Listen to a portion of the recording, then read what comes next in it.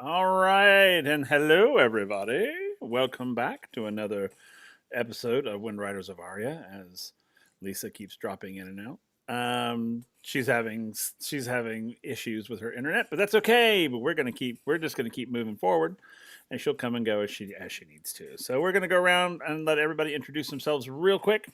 Tell us who you are, who you're playing, and for those of you who were here last time, tell us where your character is mentally at this point, because several things happened to several people. And this will be fun. So we're going to start with Entourage. Hey, Entourage here, represented by MC Henry, or is it vice versa? I can never really keep track of which one I am. But uh, yeah, it's gonna be a fun night, and Entourage was pretty soused when last we left off. He had requested a liquor cabinet, and they said sure. So, um, yeah. I'm And sure I will need some Tylenol in the morning. oh yeah, and they gave him a little house. Oh, that's right. Yes. He got a little house. So all right, we're going to go to my other side over here. We're going to go with A next. Hey y'all, I am Celtic Wyvern King playing A, our Gen Chief Engineer, who's a bit of a chaos gremlin at times. Um, and then what was the question again? Because I was still getting mod mode set up. Where's your character's mental state currently? Oh, he's probably just going like, oh God, kill me now, because of all the pins and needles that are literally in his back. That's true. Like the amount of shots he had to get in his spine, which God, just thinking about that brings the feeling back. Yeah. Yeah, that's over with. That's done. Oh, That's no longer a case. You I are know, home but still. recuperating at this point. So Still, no but need he's to leave. probably still feeling the kick of it though. That's fair. They gave you some pretty good pain meds. Yeah, fair. They're not going to let you sit there and suffer. I mean, fair. Though A's tolerance is anything like mine, it has to be like the good stuff. Oh yeah, it's the good stuff.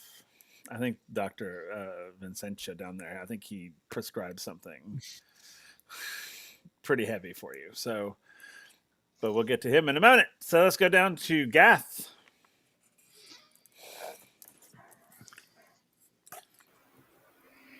Hi everybody, I am Old Worm Slayer and I will be playing Gath Alfredi. And mentally Gath is like, what happened? Why does it feel like we're being treated like criminals? What did they do? Fair enough. What did A do? A got needles sitting in his back. Oh, I'm sorry. I didn't mean to go there again. All right. Speaking of that, let's go to Katarina next. I knew you were going to come to me next. Absolutely. That was a great Lisa, segue. Winter Wolf or Leia. I play Katarina. She is still shook and reeling from the intense interrogation and what almost happened, and then passing out in front of the incredibly handsome doctor, which was incredibly embarrassing. um, yeah, she's just kind of processing everything that happened and trying to figure out where to go from here. Okay, that's fair. All right, let's go to our new arrival, the good doctor up here. I am not a walking pharmacy, I promise. Anyways. Got the good stuff. Right? I got the good stuff, but you got to have a prescription for it. Anywho, hello everyone. My name is Mikey at Pop Culture Geek. Not yet, anyway. Not yet, anyways. My name is Mikey at Pop Culture Geek on all the socials. That is my TTRPG socials. I am very fortunate to play Dr. Vincenzo Ardent, or Vin for short. As far as where Vin's mentality is at this point, I mean, it's just par for the course of a normal day, checking on patients, making sure they're okay, helping someone who passed out, catching probably a very nasty looking disease and prescribe, while invasive, some life saving stuff and a procedure. And the aftercare, I promise, is going to be okay. I promise. Fingers crossed. Maybe. There might be a Not few selling side much hope effects. there. Might be a few side effects. This medication may cause drowsiness. This, that, and the other thing. What was the other one? What are the ones that you like? Why would you even take that medication? It's like- Spontaneous eye explosions. what was the other No. one? Anal leakage. That's the one. It's like Ew. why would you even take that medication? It's- I'm like, I'd rather suffer whatever it is I'm suffering than have to deal with that. But Oh, who geez. knows? We'll have to see what happens to poor A as he's recovering. So, all right, let's go over to Riku, who plays Captain Kedek, who was not here last time, and that's okay. So he's just going to tell us who he is, who he's playing, and he was in a coma last time he was here. Yeah, excuse me. Hi everyone, I'm Riku. I play Captain Kadek, captain of the Wind Rider, and this lovable band of I don't even know how to describe them. I got put in a coma, so I don't actually know what's going on, and I did not watch the VOD just to keep myself in suspense of what actually did happen while I was out. So Okay. Great. Love that. So, all right. So we'll jump right in, shall we? Oh, of course, I am Will, or the Halfling Wizard, the Chaos Facilitator for this awesome group. And yeah, let's jump in. So last time we were here, the crew of the Windrider was being debriefed, quote unquote. Some were treated very well, some were not treated very well, and some had to have medical procedures done.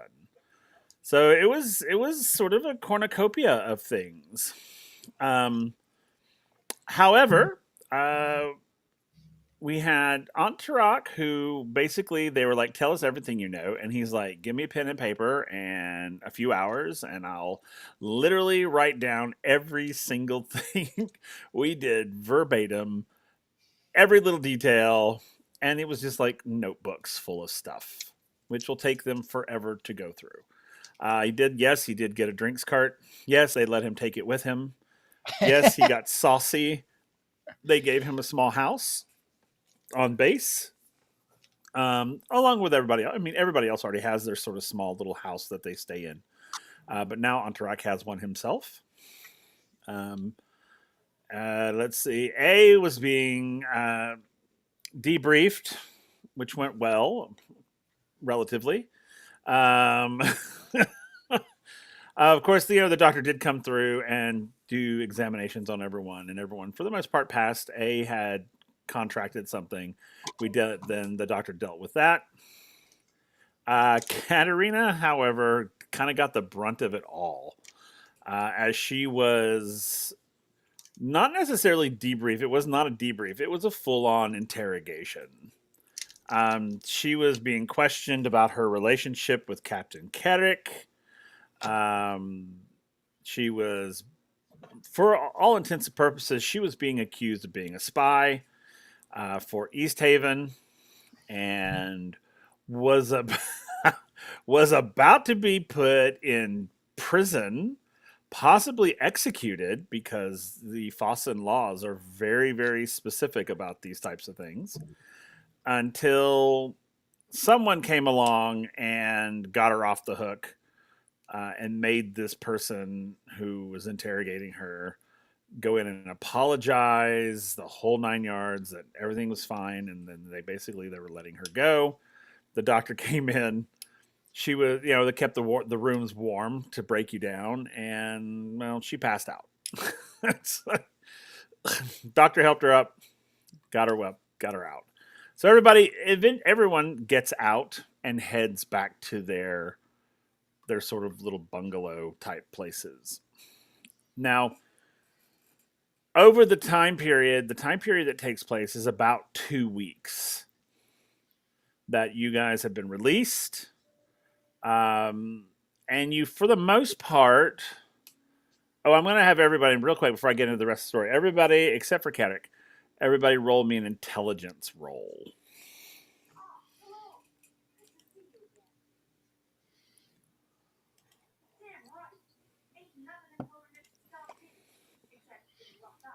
Holy shit. Jesus Christ, Honorak. I can't see the rolls, so you're going to have to tell me what you got. Oh, I got 25. Good Lord. Got 2 6s, a 4, and a 5. Well, all right then. Is it 1 dice or 2 dice for intelligence 6? Depends what your level is. What's your level? 6. Give me a second. Because I 1d6 can't roll plus on 5. Seven. What was Okay. that? 1d6 okay. plus 5. Okay. I think you only get the second D6 when you start at level 7. Oh, Yep. okay. Okay. Yeah, that's right. I thought it was 6, but you're right. It was 7. 15 because I surged. Okay, cool. 15, 20 something crazy. 26. I searched 26 twice. for the doctor. Oh, nice. 26 for the doctor. At least I think I did it right according to the rules. Oh no. Are you a smart doctor? God, I hope so. Yeah. Well, there's a difference between being book smart and street smart. Book smart, there you- I will promise I will not leave any medical instrument inside of you. The jury's still out on the book smart though. We'll see if that needs to come up. That's fair. All right, what did A get? Oh, sorry, you're eating. 7. Probably 7. And what did Katerina get? 7. Okay, so Entourage Yeah. and actually Gath as well. You guys are very much aware that everywhere you go, you're being followed by someone. Holy Entourage, shit. you know that this is definitely like That's okay. government people. Okay. A and I Katerina. suspect it whether I know it or not. Yeah, you guys suspect, but you don't really know. And Dr. Vin, no one's following you per se, but a lot of people have been talking to you that normally wouldn't talk to you necessarily. Oh, Like they've been coming. A lot of people have been coming, like higher up type rank people have been coming to you. And you know, and the conversations have been very odd. Not necessarily out of place, but just feel like, why are you talking to me about this type of stuff? Mm-hmm. So you have a little bit of suspicion going on. Something's going on. So Fantastic. so everywhere you guys go, someone's following you. They stay just out of sight, so it's not necessarily like it's not obvious. I mean, you've caught glimpses of them, Entourage and Gath. Oh, Entourage, you full on know. You're like, yep, I see you. Yeah, it's like, I see you. Hey, you're like giving them like, here's a coffee, dude. Gath, you'll see them out of the corner of your eye every once in a while, and you're like, okay. They don't seem to be doing anything other than just observing. So that's it. I mean, they don't seem to offer any type of threat or anything, but it does seem like you're under some sort of surveillance. So that's you guys. That's you for 2 weeks.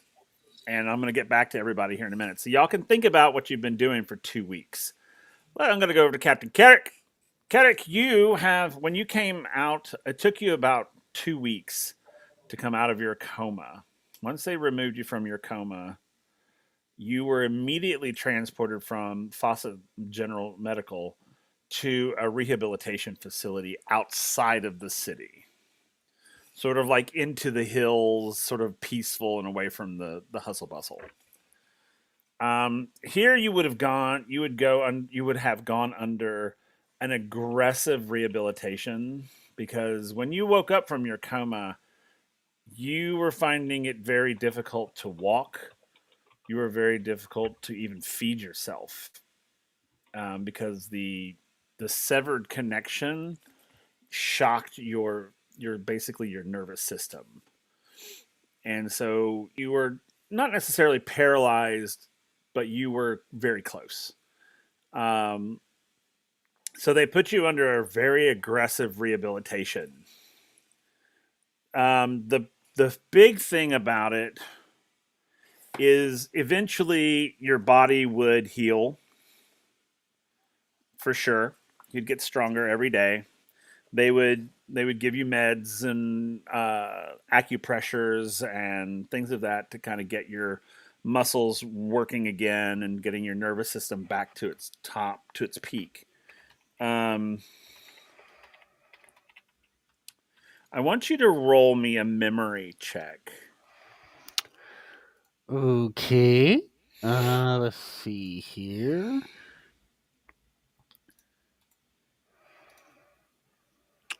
Uh,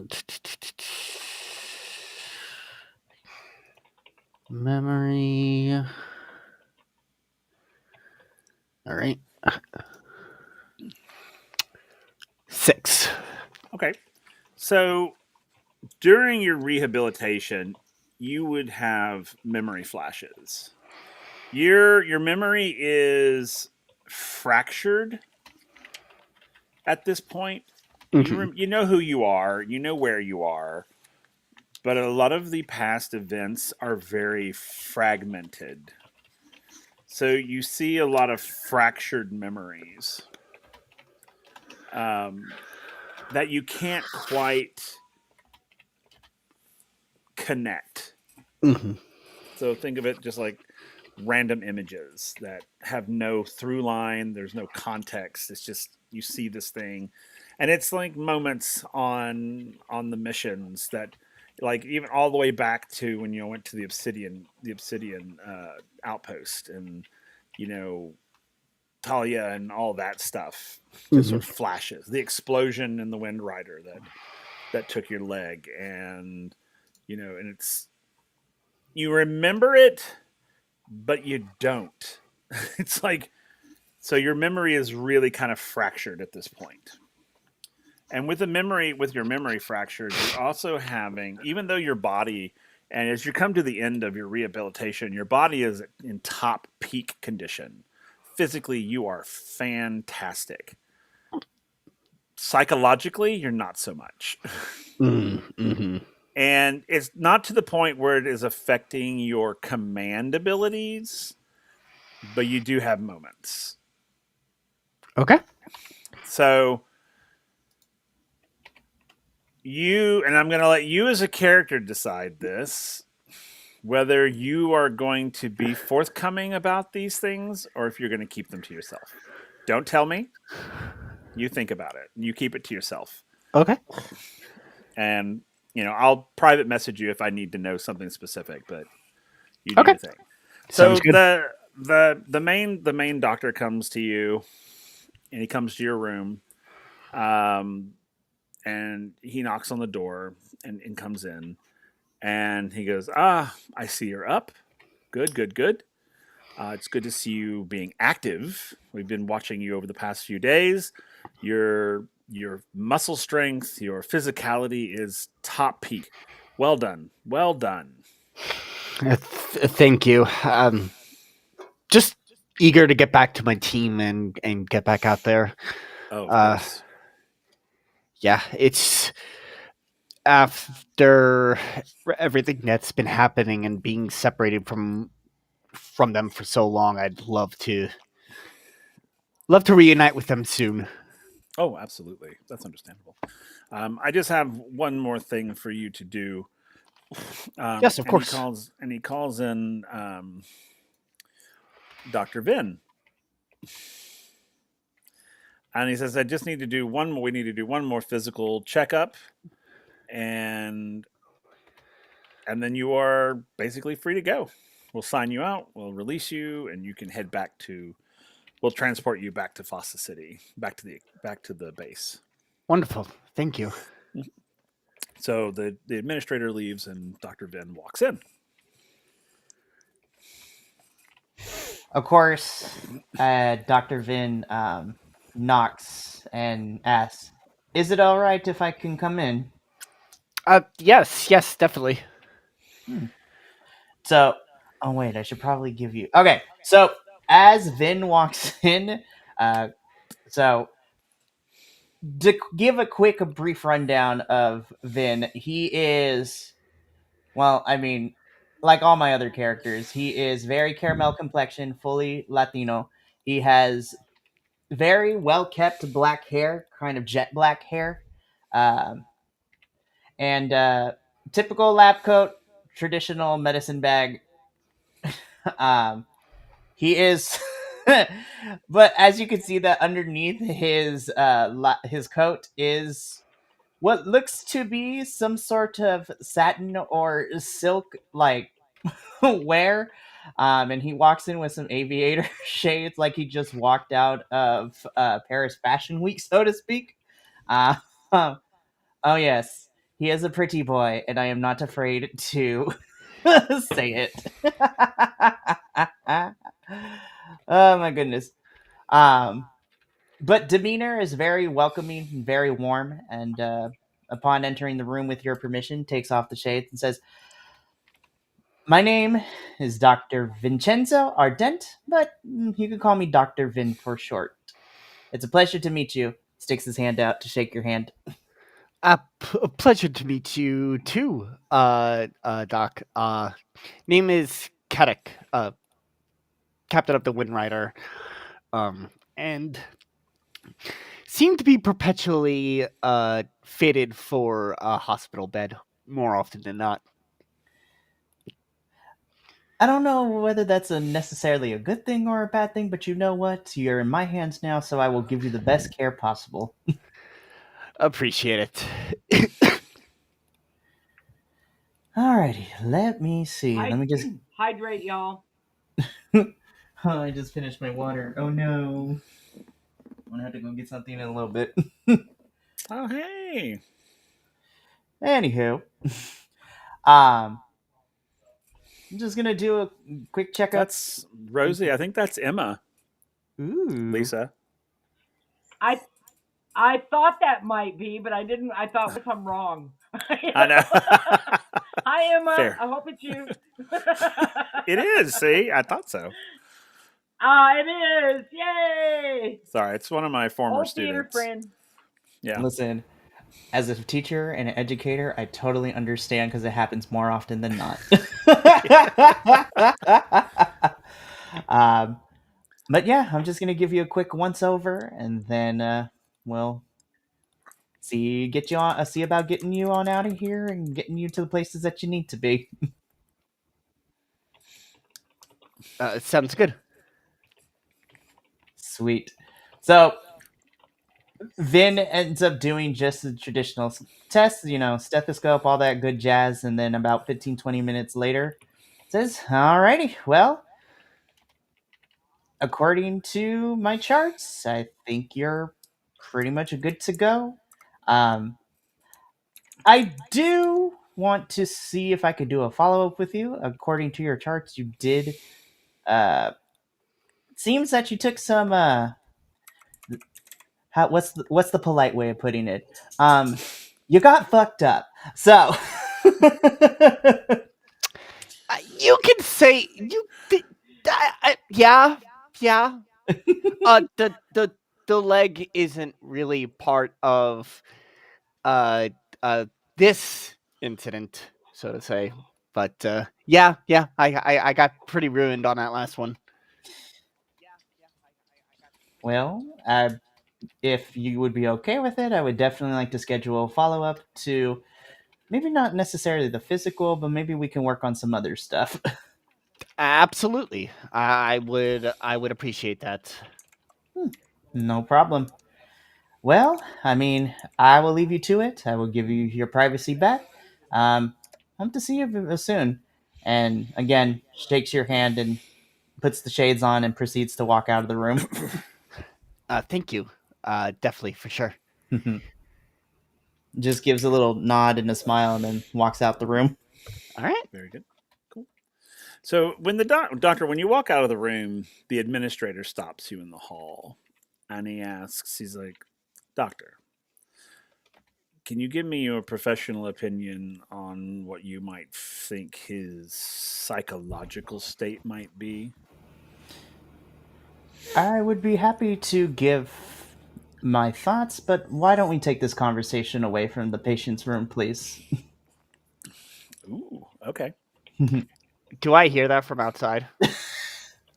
You can roll an intelligence and see. Oh, damn.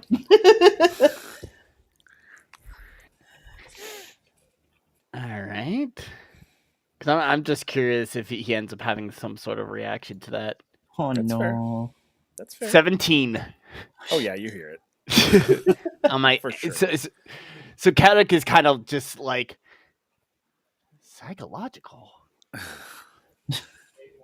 Ugh. And now he definitely has a bit of nervousness after knowing his connection to Lavinia, and now, oh boy, what is this gonna entail? Fair enough. So they walk away and go down the hall. So when Vin thinks, in his head, when he thinks that he's far enough away out of earshot to the room, and kind of just turns to around, is a little annoyed.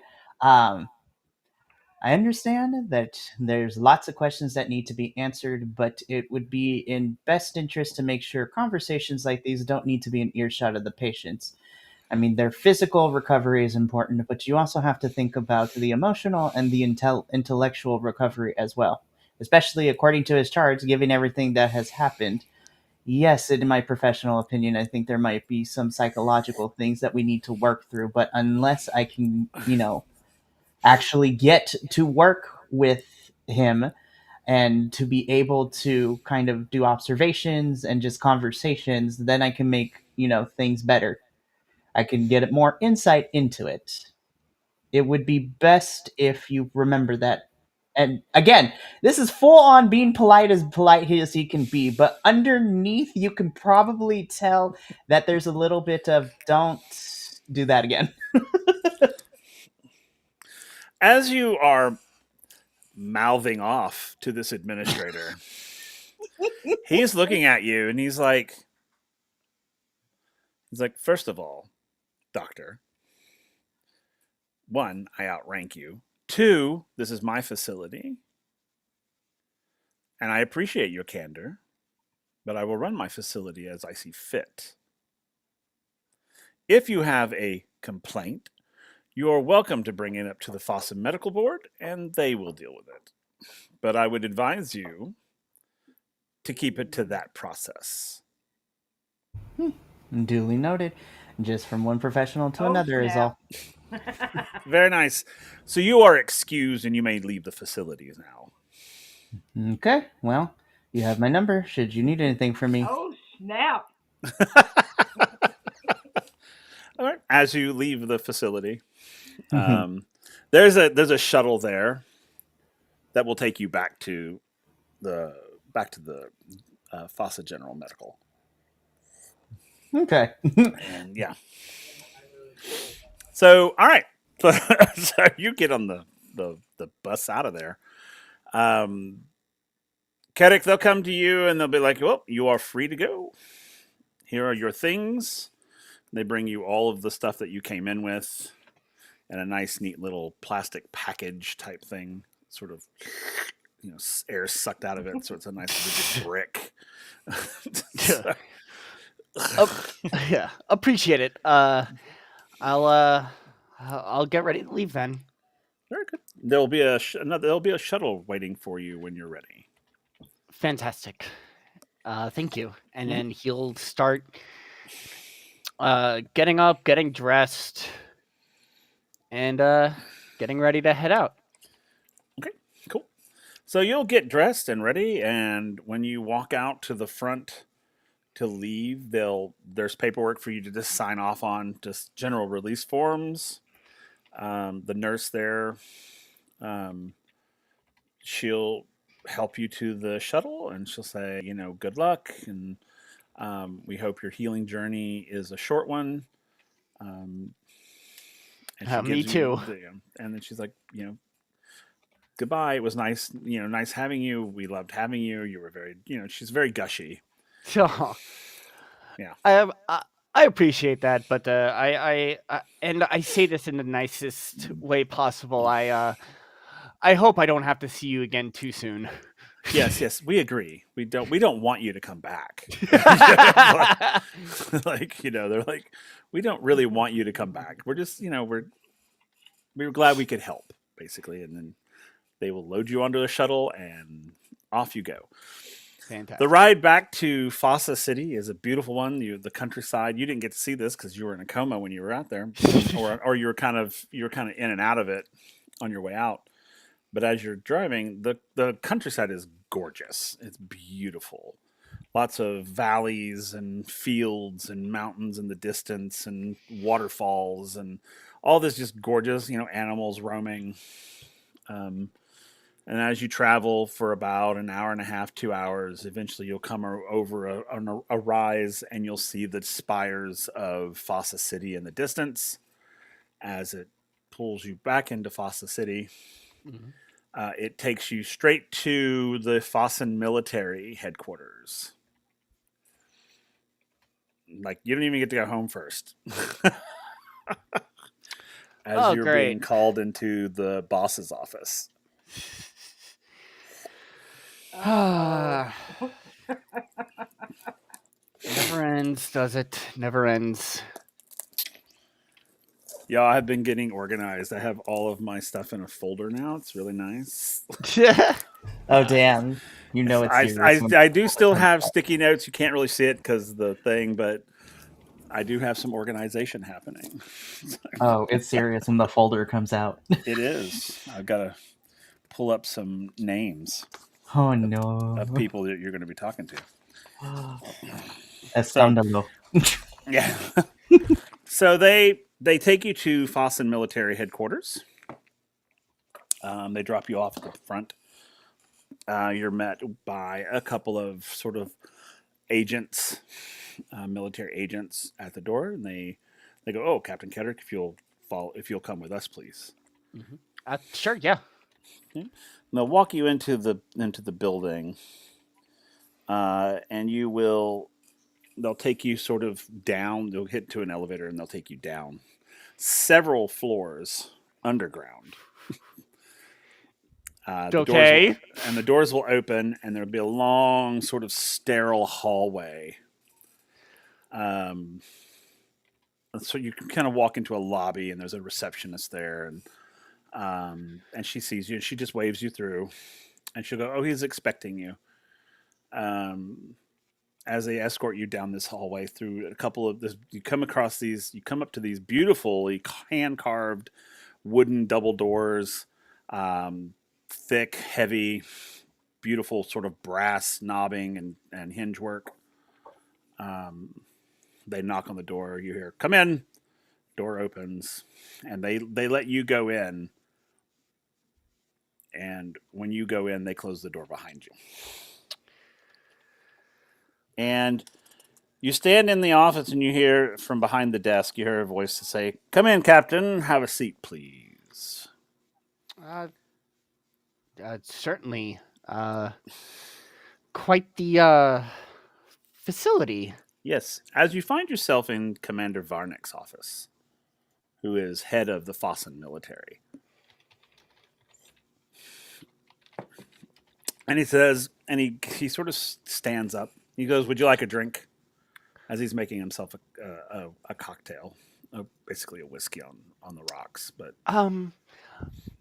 Maybe just water for now. I did just get out of the medical center, so alcohol might not be the best idea right now. Yes, of course. So he presses a button, and he says, Gail, can you please bring some water in for the captain? And the door, a little bit there, the door will open, and she'll come in with a glass of water and put it on the desk. And he'll say, "That'll be all, Catherine or Gail. That'll be all. Thank you." And she'll leave, and he'll in front of you on the desk. He's gonna drop this really thick file in front of you, and it says Project WindRider on it. Top secret, classified. Well, that's ominous. And he says, "Captain, we have been observing you and talking to your crew and various other agents in the field. And we feel that you have been doing a superb job as captain of the WindRider. Well, I appreciate that. Thank you. And your crew speaks very highly of you. What can you tell me about your crew?" Well, Here we go. And before you have a chance to say anything, he'll throw another file on top of that file. And he'll say, "What can you tell me about," and he goes, "Gath Alfredi?" oh, very, very by the book, very resourceful, very smart, when it comes to his duties, and to be quite honest, very brave, willing to put his life on the line for anybody. Very nice. He throws another file down. He goes, "Now this one is new. What do you know about this Entourac fellow?" Oh, yeah, he was fairly new. I'm still getting to know his style of work and such, but definitely is smart in his own right and has been doing a lot of great work so far. I have no complaints. Very nice. Now I'm going to ask. And he throws another file down. This one's much thicker. And he goes, "How has A been?"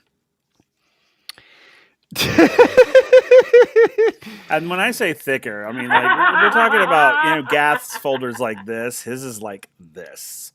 I mean, Yeah. it's like, Dang, that's it's crazy. like held like together with like those metal brads. It's almost No, like a not book. those. It's like a book. It's like a book. I go. I look at it. It goes, well, clearly, very busy. Yes, his methods are unusual, Unorthodox. and quite, for lack of a better word, explosive. But his heart and mind hasn't really strayed from the mission, and I mean, he's one of the reasons why I'm on 2 feet instead of 1 right now. So I've got to give him huge credit for that. Very nice. Very good. So as a chief engineer, what are your thoughts? Oh, very.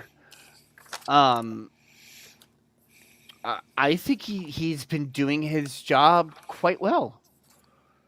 He's been able to keep us keep us in the sky. I almost said keep us afloat, but that wouldn't be appropriate. And really does know the ins and outs of the ship better than anybody, I think. Like I said, his methods are a bit unusual, but I'm always up to trying or seeing something new. Okay. And then he'll say, "What can you tell me about Katerina?" Oh, loyal, um, and loyal, brave, and if anything, she's she's probably the one that has looked out for me the most. Um, sure, sometimes it might be a little slightly overbearing, but after all that has happened to me, I can see why.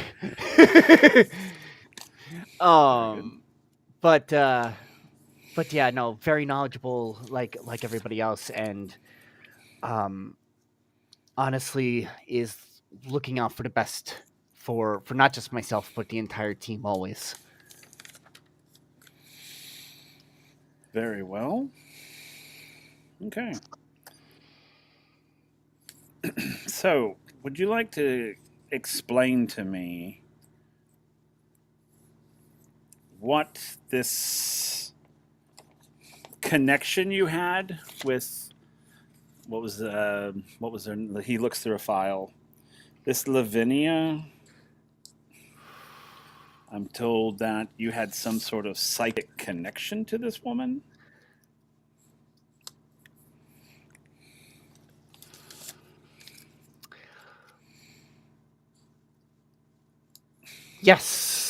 Yes, I did. It it was a side effect of something that she did while I was in under my guise of Captain Silverblood during the entire operation. Um, while also trying to keep myself safe and um, alive and trying to make sure the mission could get completed, I had to show a sign of trust, and well, she kind of cut my throat open to do so, and that created some kind of connection. And honestly, it allowed her to see past the guys I had, but I got to see past her. She was acting as Sylvania at the time, and that revealed to me that it wasn't Sylvania but Lavinia, her twin sister. Um, Okay. to be honest, as scary as that seems, and I'll admit it might seem suspicious, I didn't realize that was going to be what happened. But my connection with her, I feel, was invaluable to the operation. And he's going to look at you. He's going to be like, "It's okay, Captain. Take a breath. This is not an interrogation." I know, I know. I know how suspicious it can look, and I just want to make sure folks understand that it it was all it was all to keep up that image that I of the mission, Yes. and honestly, it turned out better than we expected. Yes. Yes, it did. You did exactly what you needed to do. And we got our first artifact, which is fantastic. And your crew got back safely. Hmm. So, congratulations. Glad So, to hear that. with that being said, how do you feel mentally? Do you feel competent enough to maintain your captaincy? Oh, I believe so. Yes, I've sure that the severing has had maybe a couple weird dreams here and there, but nothing that has phased me from being able to complete my duties, I don't think. Okay. Do you think Stretch. that it would I don't know. Do you think it would invade your psyche if you were, say, fleet captain? Fleet captain? Yes. And he slides a box across to you. He goes, open it. He's gonna go ahead and open it. When you open the box, you're going to find a set of gold fleet captain's bars. And he stands up and he extends his hand and he says, "Congratulations, Captain. You are now fleet captain of Fleet 7."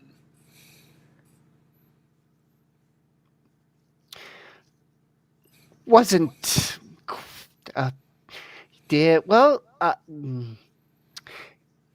Caddick's definitely stumbling over his words, and he all that could come out is, well, a promotion wasn't what I was expecting right out of the hospital, but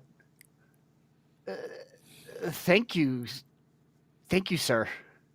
Of course. Um, Well deserved. but what of my team? Oh, there'll be some changes, some switching around. You'll also you'll be getting a new ship. You'll be getting a refitted WindRider. And you're going to lose some crew. You're going to gain some crew. As always. Okay. Wonderful. Thank you. I really do appreciate that. This. Of course. Truly. Of course. In 2 days, you'll need to report to Hangar Bay 14 to officially take command of your vessel and to meet your new first officer. Sounds good. And and then in 1 day's time, we will have a gathering of you and your current crew, because we do have some accolades to hand out, some medals and things of that. So, yes. So congratulations, Fleet Captain.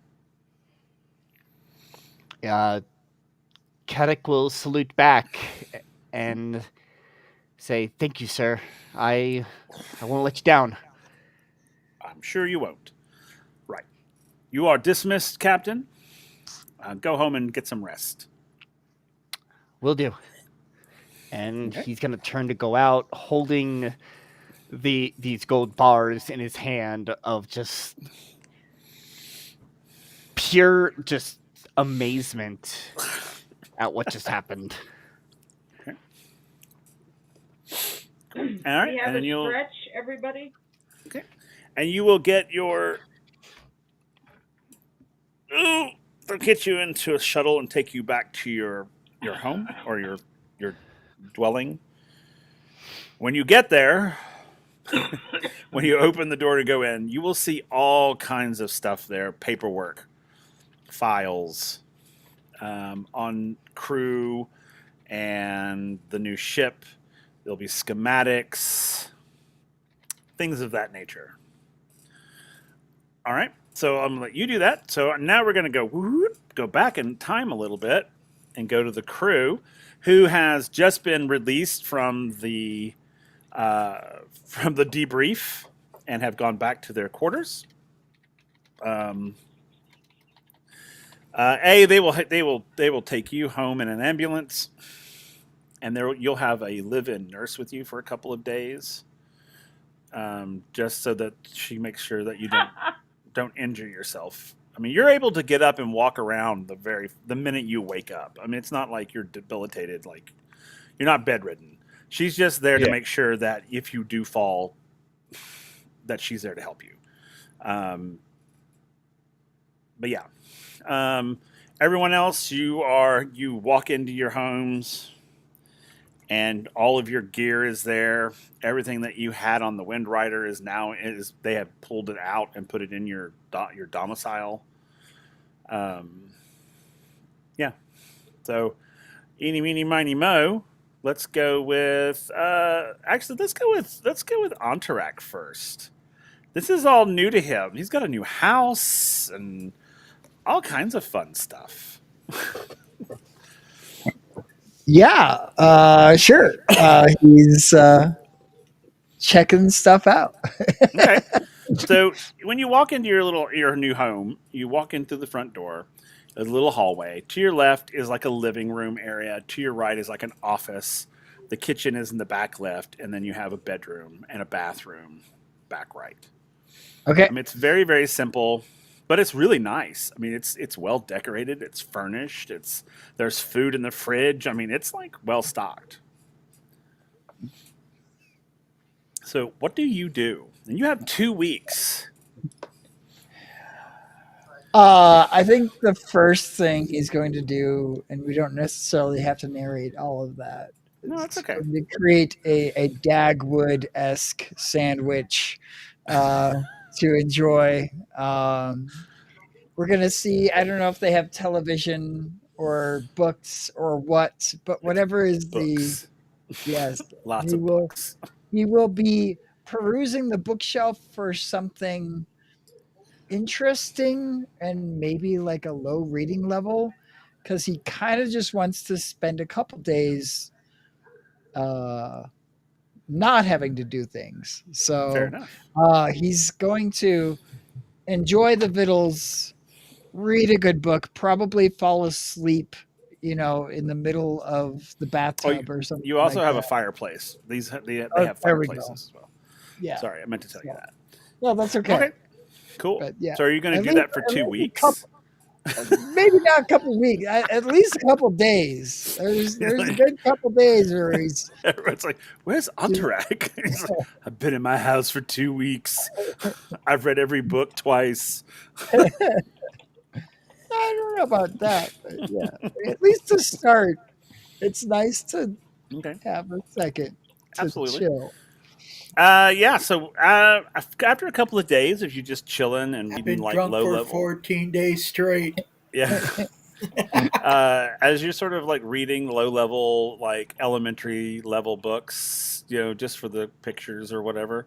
Um, Eventually, in a couple of days, you will get these crates delivered to you. Okay. Inside, I mean, there's like 6 or 7 of these. They're good size crates. They're a good, 3 by 3 by 3 cube each. And they knock on the door and they're like, "We have a delivery for you, Mister Antarak. This is from High Command." Great. Bring it on in, I guess. Okay, so they bring in the first crate and they set it down, and then all of a sudden another crate, then another crate, then another crate, then another one, and then a seventh crate. Um, and he goes, "There you go. If you need anything else, just let us know." Is there a Um, pry bar? they're latch. You can just open the latch and they Oh, flip up. It's like a chest almost. oh, good. So, do you open them up? Oh yeah, he's. And I did not mean to say he's reading Dr. Seuss books. More like of the level of Judy Bloom or something like that. But anyways, Yes. I love that. Boxcar children, here we come. yeah. Yes. Okay, so Judy Bloom Like, books it the is. fourth grade nothing or Yeah. Oh, I am very The well familiar with Babysitter's that, Club. with those fourth grade level books. So in the crate marked 1 of 7, yes. when you open it up, there is a file folder sitting on top um, that says mission brief. Oh.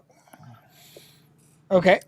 And in this brief, it basically tells you that the Fossin military, or the Fossin government in general, not the military necessarily, but the This is actually coming from like the scholarly aspect of FASA. They want you to peruse the items in these crates to see if you can find any references to ancient artifacts that are cross-referencing ancient artifacts with deity worship, with sky worship, with levitation, Oh, with I'm things like of that nature. he's like instantly like really excited. This sounds really cool. And when you look inside, once you move the thing, you look inside. It is just all books, like Oh, really old books, okay. like real leather bound, yellow paged, old books of various topics, most of which is historical and religious. Um, and yeah, so they want you to do that. Um, Which if he takes that on as his thing, it will take you nearly the full 2 weeks to get through it all. I would love to Well, we lose say, on track for 2 weeks. yeah, I would love to say that he would do that. I think that he could do that. Um, so it's definitely going to be. He gets through a chunk of them. He's going to really try, but this sounds really dry stuff. So there's going to be some times where he's just trying to stay awake by running around in circles, That's and fine. And so when you get into it, it actually isn't dry at all. oh, okay, No, it's like full on. Like it's think of it as like illuminated texts. I mean, it's got illustrations. And it's not all like ancient languages and like these and thous and thuses. I mean, it's literally like magic manuals, basically. And it talks about multiple types of like magical relics, things of that, and cross referencing. You can cross reference it with specific deities and sky worship, levitation. You oh, know, I take it all back. There are like 18 murder boards going on at once. Uh, love it. he, this is, uh, yeah, that he probably is glad he ate those Dagwood sandwiches because he's probably gonna forget to eat for a while. That's fair.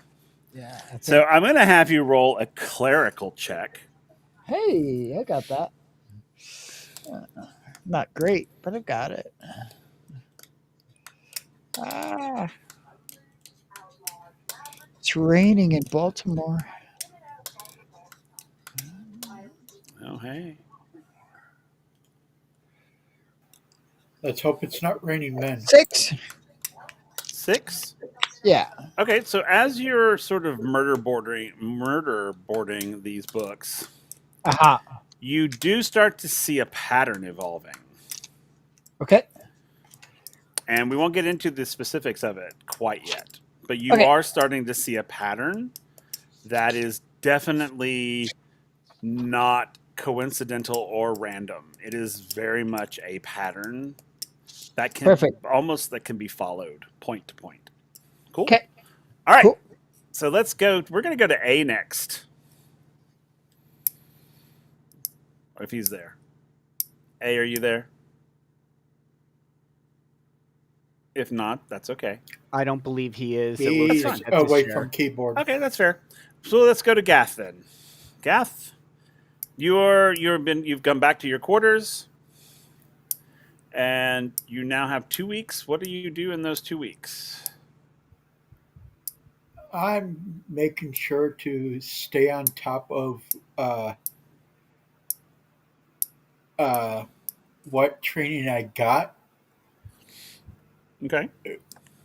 both mentally and physically. Okay. Yeah, that makes total sense. You'd have access to like transport bays and things of that. So you could go to like the base garage, and you could hone your skills while you're there. That's basically what he's going to do. And then he's also going to occasionally, like hit a gym or something like that, just to make sure Okay. that other physical aspect is maintained. Because Right. he Absolutely. was put through a ringer in a matter of speaking, and He really was. Okay. Yeah. So you'll okay, cool. So you're going to train both physically and mentally. Um, yep. cool. All right, let's go to Katerina then. So Katerina, you're back at your Hey. bungalow. What are you doing for 2 weeks? Yes. Well, I think the first 4 days she doesn't leave. She does not leave the. She's just processing. Okay. And then after that, she decides I haven't done anything wrong, so I'm not going to hide in my house. Okay. She's going to visit the doctor to get treatment for her wings. Okay. Which I So think has been she can fly happening. again. I think has been happening since you've been home. Yeah. So Yeah, you'll need to go. she So would. you're going to the She doctor would. The to only check thing up. she wouldn't miss those visits because she wants to fly. She really desperately needs to fly again. Okay. Cool. So you go see the And doctor. then I think she's gonna. Yep. Okay. So why don't we do that real quick? So let's go to the doctor's office, shall we? So Katerina goes to see Dr. Vin. Party. Take it away. Cool. So, as you walk into his office, it's very. What's the best way to describe it? It's very botanical boho, if you will. Instead of like being very sterile white, things like that. This is, if it's not too much, Will, I would say that this is a private office that he owns, so to speak. Oh no, she Um, dropped out. oh no. She's coming back in, but Okay. yeah, she. I'm back. I There she told you is. my network is going in and out. It's okay. I hate when that happens. So continue what you were saying. So I'll say that this is kind of a private practice in his private office. Instead of it being sterile, like white in terms of the color scheme, it has lots of accents of kind of warm browns and kind of golden accents. Um, Everything is very modern stylistic in a sense. Um, and in the patient's room, same thing. You have the standard medical equipment, but again, very open window. There's plants hanging about. Very, very botanical, modernistic boho, if you will. And upon knocking, Dr. Vin comes in. It's like, I didn't think I would be seeing you so soon. Let me guess, you here for the wings? Absolutely. Alrighty. Well, I mean, I hope you can forgive me for this, but as soon as I left upon our first initial visit, I've already come up with a regimen and schedule, if you will, and we can get started right away with your permission.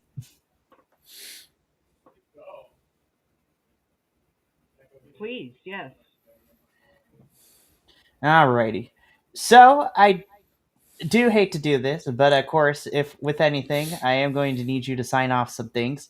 Um, Everything is going to be copacetic. You will be getting your standard medical procedures, but you'll also be getting, how we say in the business, some natural remedies too. So I made a couple of phone calls with some people who owe me some favors, and on top of your standard medication, I'm also going to give you some stuff to ease the uncomfortability while we, overtime with these wings.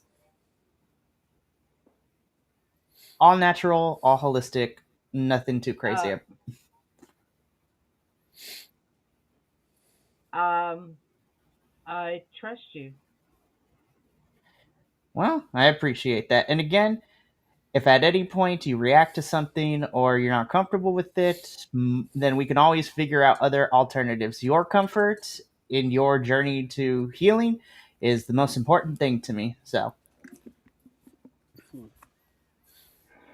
I will try very hard to pass out again. Well, I mean, to be fair, it's a lot cooler in here than it was when we first met, so I don't foresee that happening anytime soon. If you do pass out, then we probably need to be Good. looking at some other things.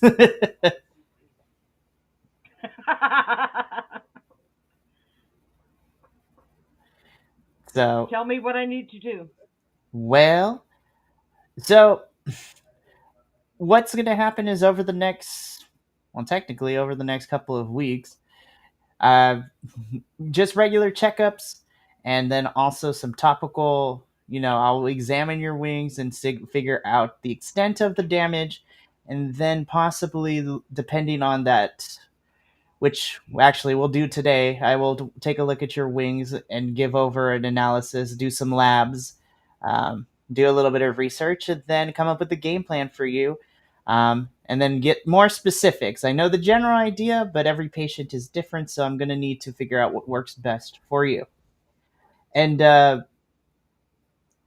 don't worry about anything. This is quid pro quo, so you don't have to worry about paying anything for me.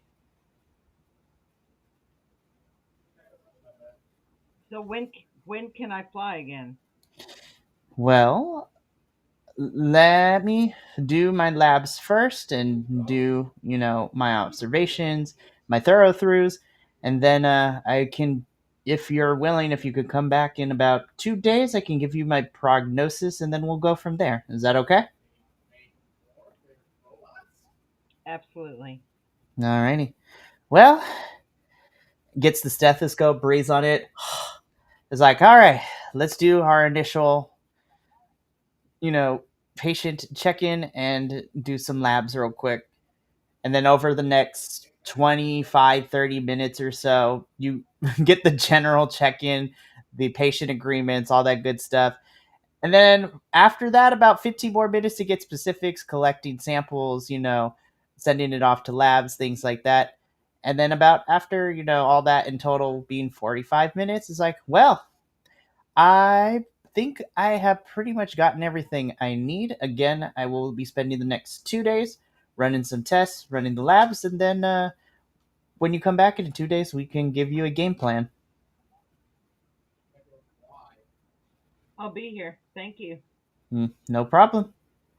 And Vin kind of walks you out back through the patient area, and then sends you on your way as he heads back into his office to immediately start jumping on the analysis in the labs and everything.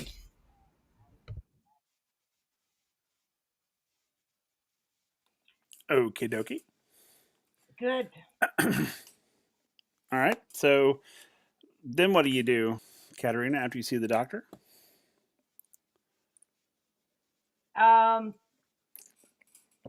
Like I said, for about 4 days, that's the only thing she's gonna do.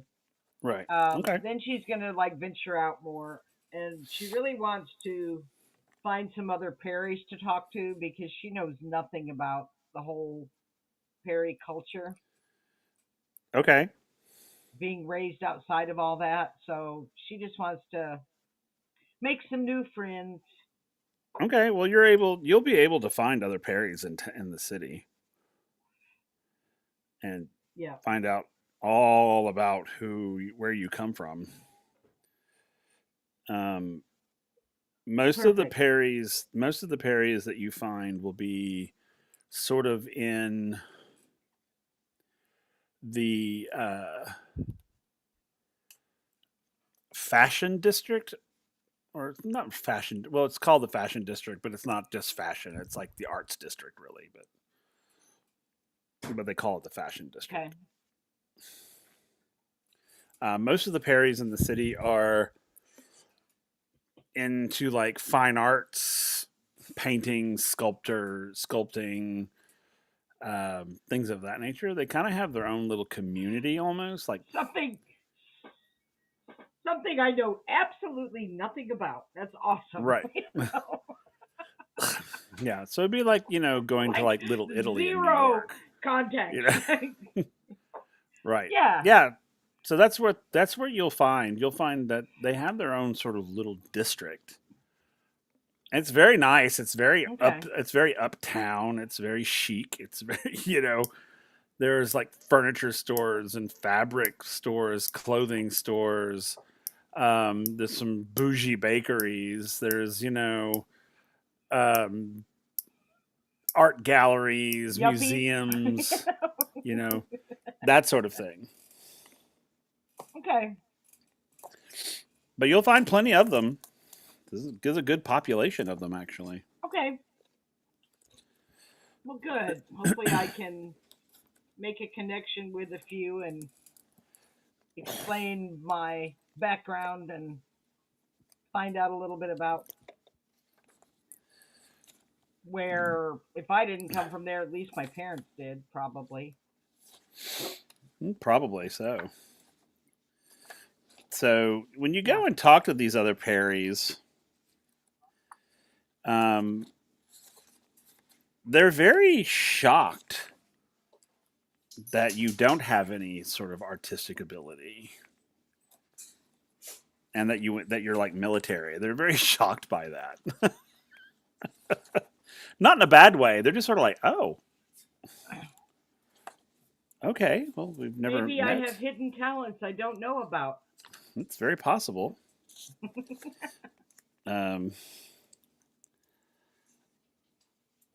But yeah, they seem to be friendly. They seem to be open to knowing you. They're very, yeah.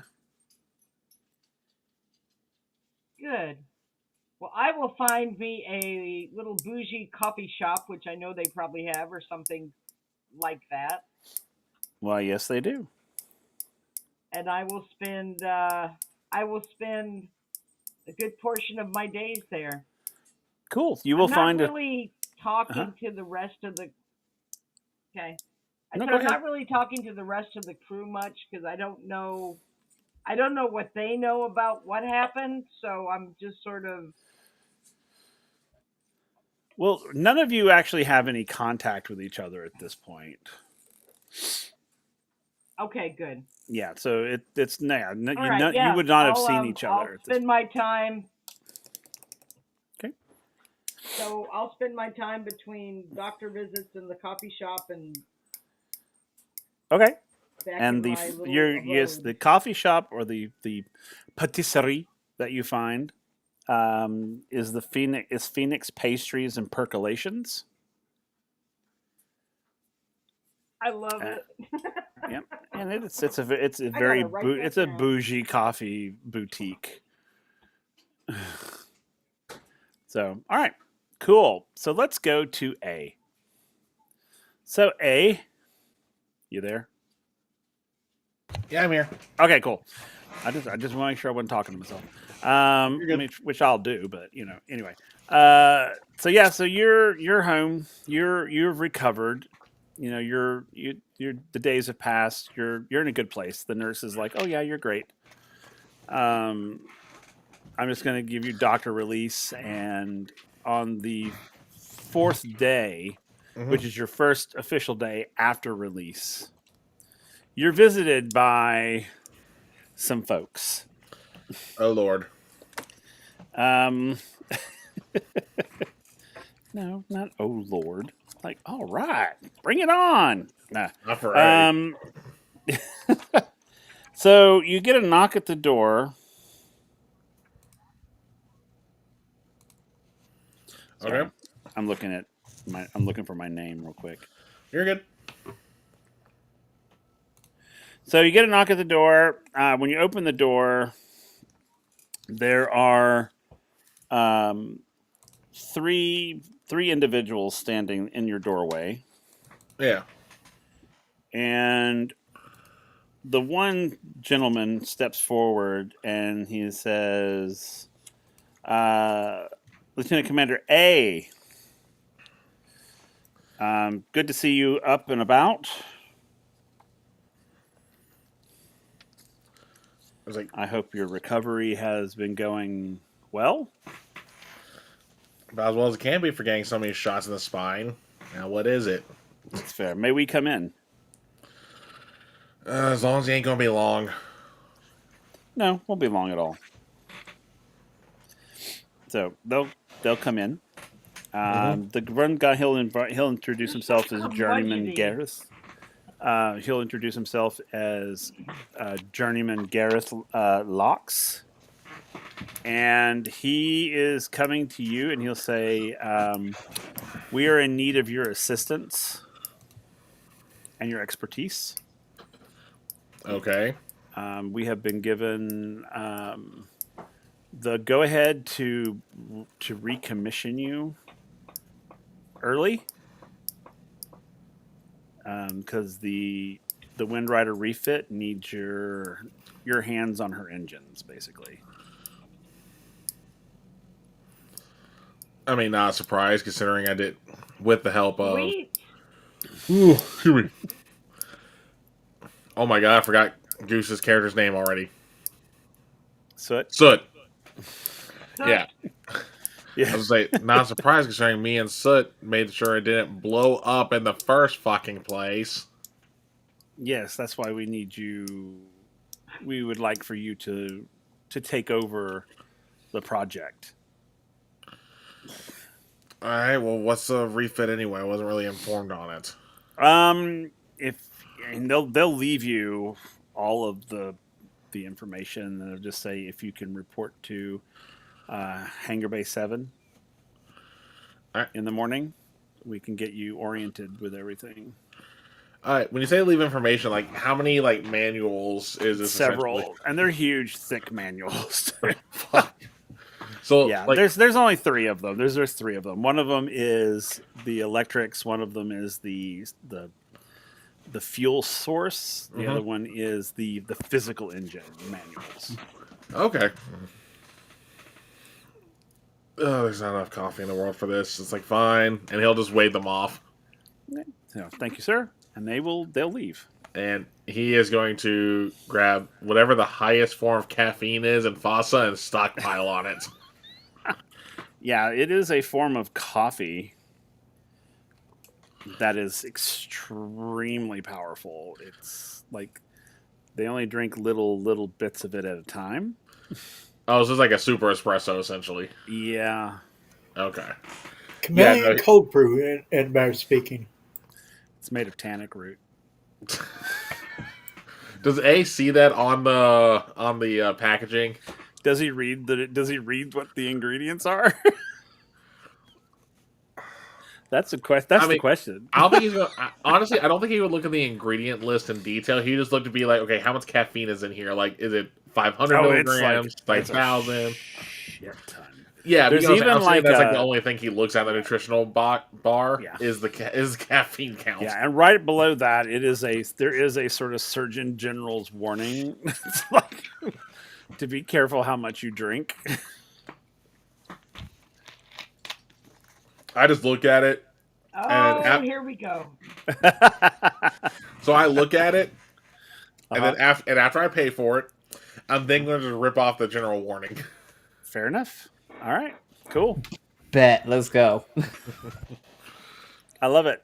All right, so you're gonna make. Is anybody else imagining the George of the Jungle scene where Brendan Fraser's eating the coffee straight up? That's hilarious. He YOLO, could snort, let's he go. could snort this stuff and probably Hold- get just wait. as high. I mean, honestly, you could probably snort this stuff and be just as wired. Oh my. Not fair. Inject it into his veins right now. So, all right, so you're gonna drink that, and you're going to read manuals. This will be fun. Yeah, and the way he's gonna have is like they're gonna brew as much as he can and fill it up with the Fawcett equivalent of a Camelback. Oh, jeez. So he just sit in his chair, just like had a straw piece in his mouth. He's just thumbing through. Oh Lord, Okay. help us. All right. So as you are caffeinating and reading or skimming, you notice that as you go through the manuals, you'll notice that these engines are completely different than the original engines. These are like fusion-based engines. I mean, Yeah, this I is think- like nuclear like reactors. Yeah. Like- So as I see this, I'm like, oh, Soot, you bastard, you're missing out. I know. So yeah, so I mean, this is like this is like the peak of your interest. I mean, you were like, oh, look at this technology. Yeah. This is some advanced stuff. Like more advanced than the mini version of the generator he tried to build. Yeah, this is like way up beyond that. Okay, got it. They have discovered how to harness said energy in a massive scale. So these engines theoretically could warp, quote unquote, from destination to destination. You wouldn't actually warp, but it would go very fast. You also notice that there are inertial dampeners in the ship that go through the engineering section so that the no one gets slammed against walls when you go into full speed. You do have the other one is the cloaking device is still there. Okay. I will say when A sees especially the inertial dampeners, he's like, "Oh, it would be so funny to turn those off for a split second." Anyway, as he flips a page. Fair enough. And then it just goes through protocols, things like, if you have like engines go critical, there you can eject the core basically, and et cetera, et cetera. I mean, this is like super high tech. This is like this is like enterprise level. Yeah, this is absolutely. This is wow. Yeah, so honestly, I think for a split second, A's, because he's already had some of the caffeine, it stops for a second. He pounds his chest, because just the overall like euphoria of seeing what he's getting to work with, plus the caffeine, literally stopped his heart. Yeah, yeah. Why don't you do that medicine check for me? Oh fuck! Let's see. Just seen that coming. Let's see. Let's just see how. Oh no! Hey, 5 for 7. Okay. So 7, it's as you're reading, the excitement of what you're reading mixed with the chemical reaction of what you're drinking. Yeah, your heartbeat's going pretty quick, but you're able to maintain consciousness first of all. Yeah. And focus. So you're starting to feel the effects of the beverage as you are camelbacking it. Yeah. It's crazy. So, all right. So the next morning, you're to report to Hangar Bay 7. Yep. When you report to Hangar Bay 7, they're there. The 3 men that met you the night before, they're there. They welcome you to the project, and they take you. They clear you to go inside. They give you your badge and all of that. Yeah, I think the way that A walks up to it, because they never told him what time, but that they're probably just been waiting there for hours. Like, where the hell is he? And then A walks in Maverick style from Top Gun. Oh, okay, fair. I love it. Okay, good. So when you walk into the hangar, you see the new ship. Yep. And I'm not going to go into the description of it. You're just, but you are very much like, oh, shit. It's like, all right. Yeah, wow. I think seeing it, A just goes like this real quick and be like, okay, yeah.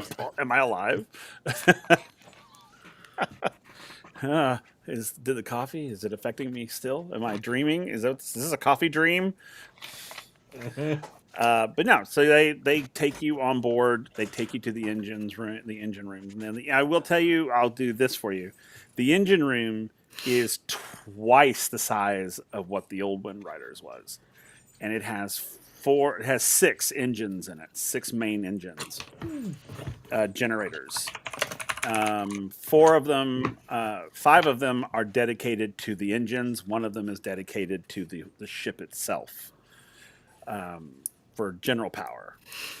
And then there are 2 smaller ones that are inactive, that are auxiliary engine. They're auxiliary power. Okay. So if main power goes, you can kick those into like emergency generators, basically. Yeah. You have a full crew down there. Um, a full crew, like Hmm. we're talking like 42 people under your Okay. command, all top tier scientists. Some junior grade, but a lot of them are sort of mid tier to top tier scientists, Hmm. and they are just waiting your orders. Yeah. So first thing I'm going to do is I want to inspect to see where they are in the project so far, like timetable wise. Okay. The a rather tall lieutenant comes up to you and introduces themselves. Lieutenant Astor, Hmm. and he is the project lead, the junior project lead, Hmm. and he hands you a clipboard, and he explains to you that they're on schedule um, to for engine startup, which will be in about 2 days. Okay. They're actually ahead of schedule, and so they tell you that the engines will be ready for the grand reveal or Hmm. the unveiling. Um, but they're on track. Everyone's working. They've been working pretty steady shifts to get the engines where they need to be. Yeah. So seeing where everything is, A's gonna be like, well, good to be your head schedule, but let's make it even faster. I'm gonna snap my fingers. There's gonna be a crate comes in. It's gonna be filled with the grounds of whatever that caffeine coffee was. Oh my god. Hey, Okay. if they're top grade scientists, they can handle caffeine. Okay. Fair enough. No, that's fair. Okay. And Just poor Vin or whoever has to deal with the after effects. yeah. Okay. In is somewhere. He's like, I sense a disturbance in the medical force. I know. I feel there's a disturbance. Um. So the also your crew is also they'll be working not just in the engine room but all over the ship because it's Okay. just you and the engineering crew. There's nobody else on board, Yeah.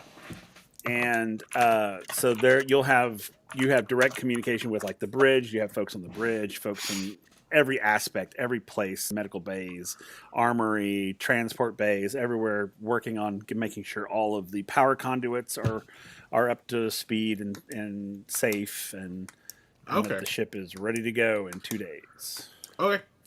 And then Cool. with the fact I brought the caffeine in, like how fast is that going to speed up the process? Well, after about 30 minutes, it Yeah. starts to speed up pretty quickly.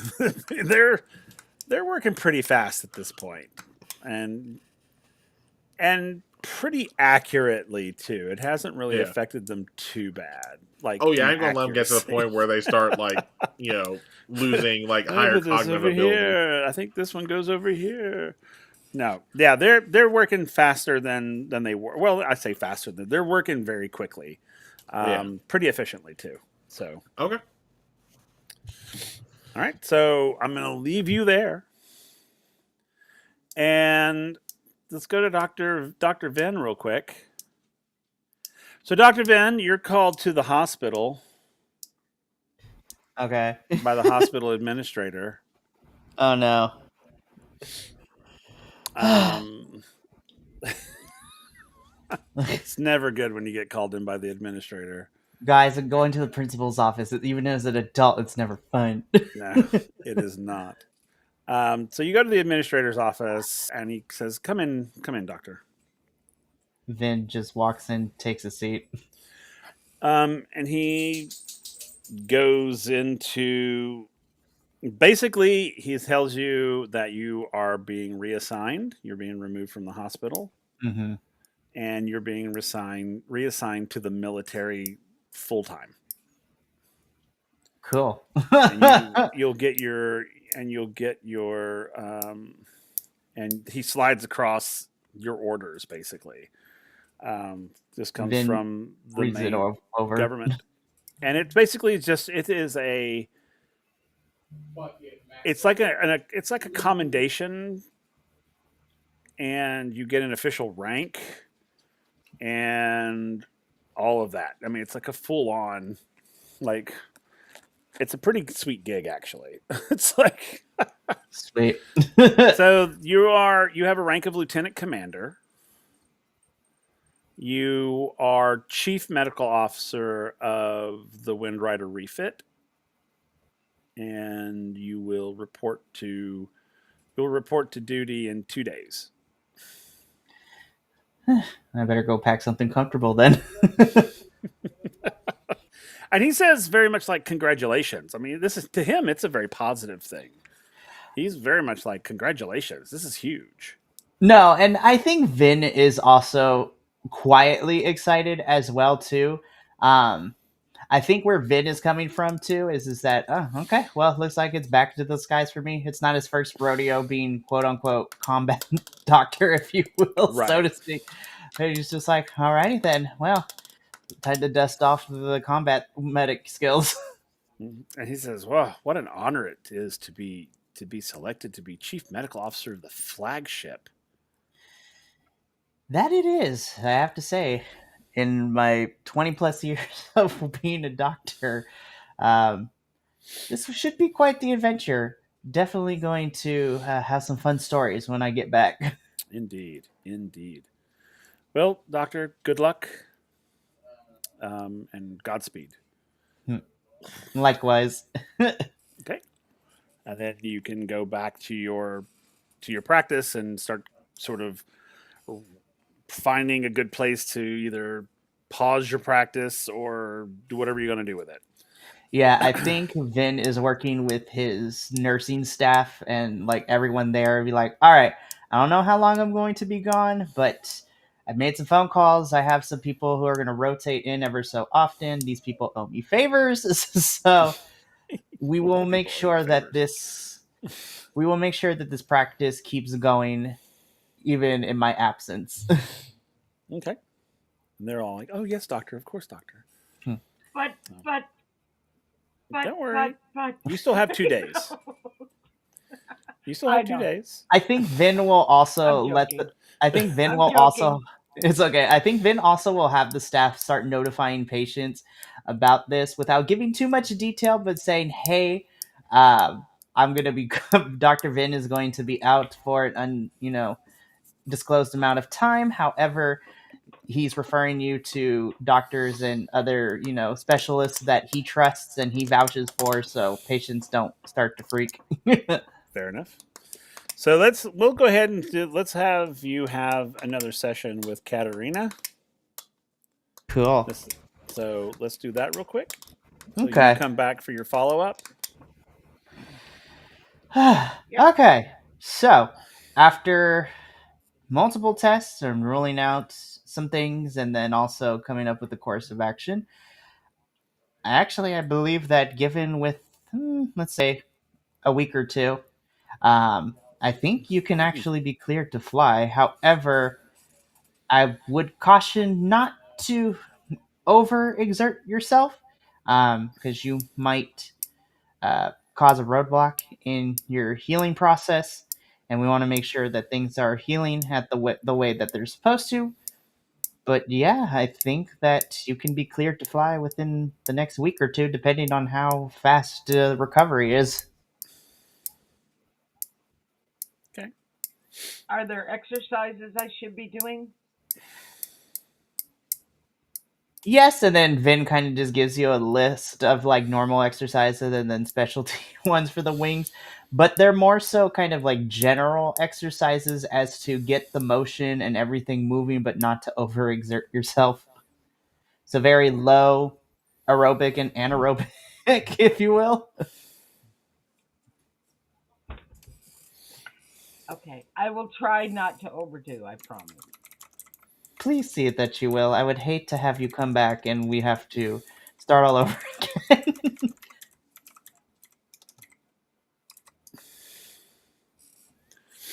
Okay. All right. So cool. So that all happened. So cool. So you've got that. Now we're going to go 2 days have passed, and you're all sort of called to base to the commandant's office. You all arrive Oh, at the great. commandant's office. Um, by the way, Will, I Yeah. forgot to mention this. The clothes that I got because of my near-death experience Uh huh. gets burned shortly after I get back to my quarters because I don't want to have That's fair. anything to do with those clothes. Okay, that's fair. That's totally fair. All right, cool. So yeah, so you guys get back. You guys get to the commandant's, sort of not his office, but it's sort of his area there at the academy, and he welcomes you all in. You're all sitting there, and you walk in. It's not just the commandant, but there's like a lot of people there, like higher ups. And you all walk in. They begin clapping. It's very not necessarily ceremonious, but it's very like they're like full on gratitude. And then Commander Varnick gets up and he begins to talk about your courage and your dedication, and that he believes that everyone in this crew deserves an accommodation for bravery and things of that.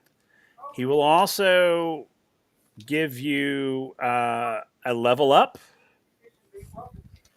So you all level up to level 7.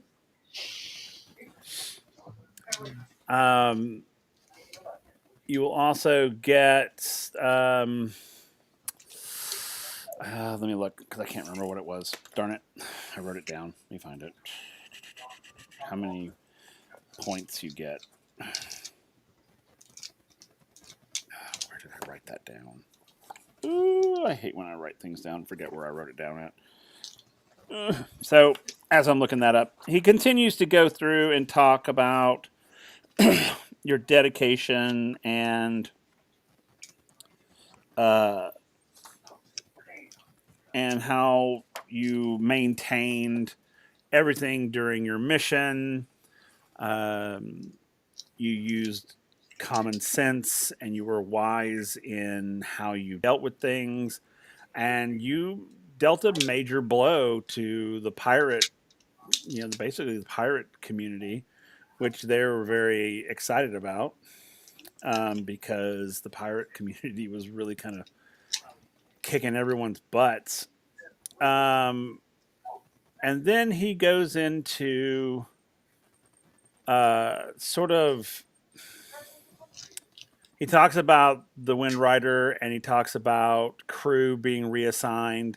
He's like, you're all reassigned to the new refit. He talks a little bit about the refit. Doesn't give you a whole lot, but talks a little bit about it. And then he calls Katerina to the front. Ah, shit. And he's like, Katerina would join me at the front, please. Okay. And I'm thinking, I'm not going with them. That's what she's thinking. Like, That's fair.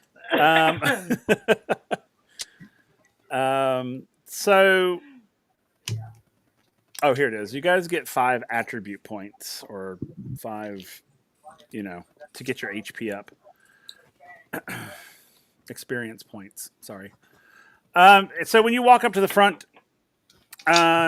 he goes into like not necessarily a long speech, but a speech nonetheless, talking about your dedication and how you were constantly making sure the captain was as safe as possible. You showed courage and loyalty and bravery in the face of extreme obstacles and adversity.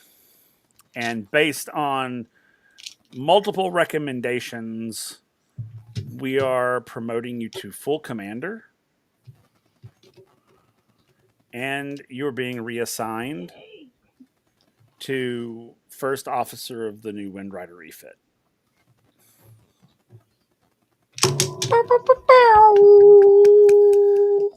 So He'll go Captain Keddick, if you will. You meet your new first officer.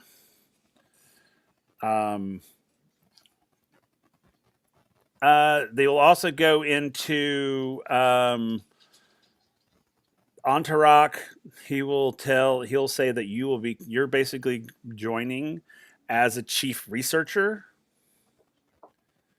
So you'll have an entire team of researchers to continue what you've started studying. And of course, he'll introduce Dr. Venn as chief medical officer of the Windrider. He'll also make the announcement of Captain Keddick is now fleet captain of Fleet 7 and also captain of the flagship. He'll also say that there'll be that Gath, you'll be reassigned to munitions and weaponry. And they'll be bringing on a new transport chief at a later date, at a later time. And he'll just say congratulate. And of course, A is actual chief engineer. He will be the fleet engineer, chief fleet engineer. That's his promotion. And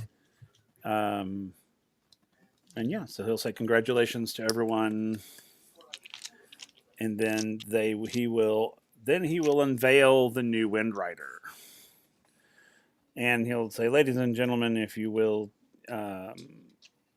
look out the main window, you'll see the new Windrider, and that's what she looks like. She's sleeker. She's longer than the original Windrider. She's actually bigger. She's twice the size of the original Windrider, but she can go much faster, and holds a crew of about 300.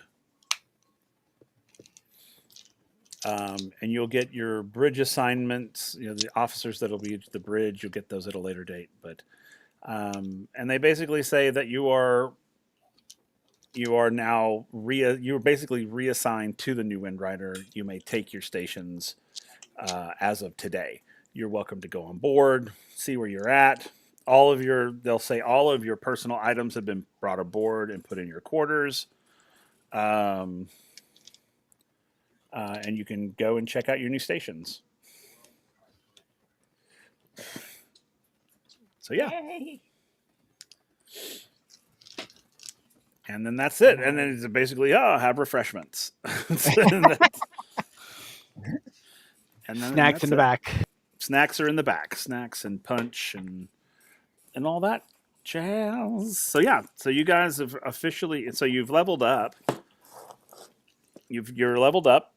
You've got 5 points, so you can update your HP or your skills, whichever ones you want, whatever you want to use them on. Yeah, and now you've got your new assignments.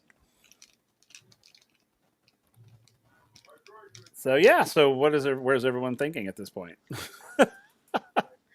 We'll start with Kedrick real quick. So Captain Kedrick, you know, all manner of things have changed now. Yeah, I think like on the first time Kedrick explored the original Windrider, he is kind of walking about, taking kind of it all in. Just seeing everything for the first time, getting the lay of the land. He takes a little bit of time into his quarters of getting everything set up, getting his hammock set up that he enjoys.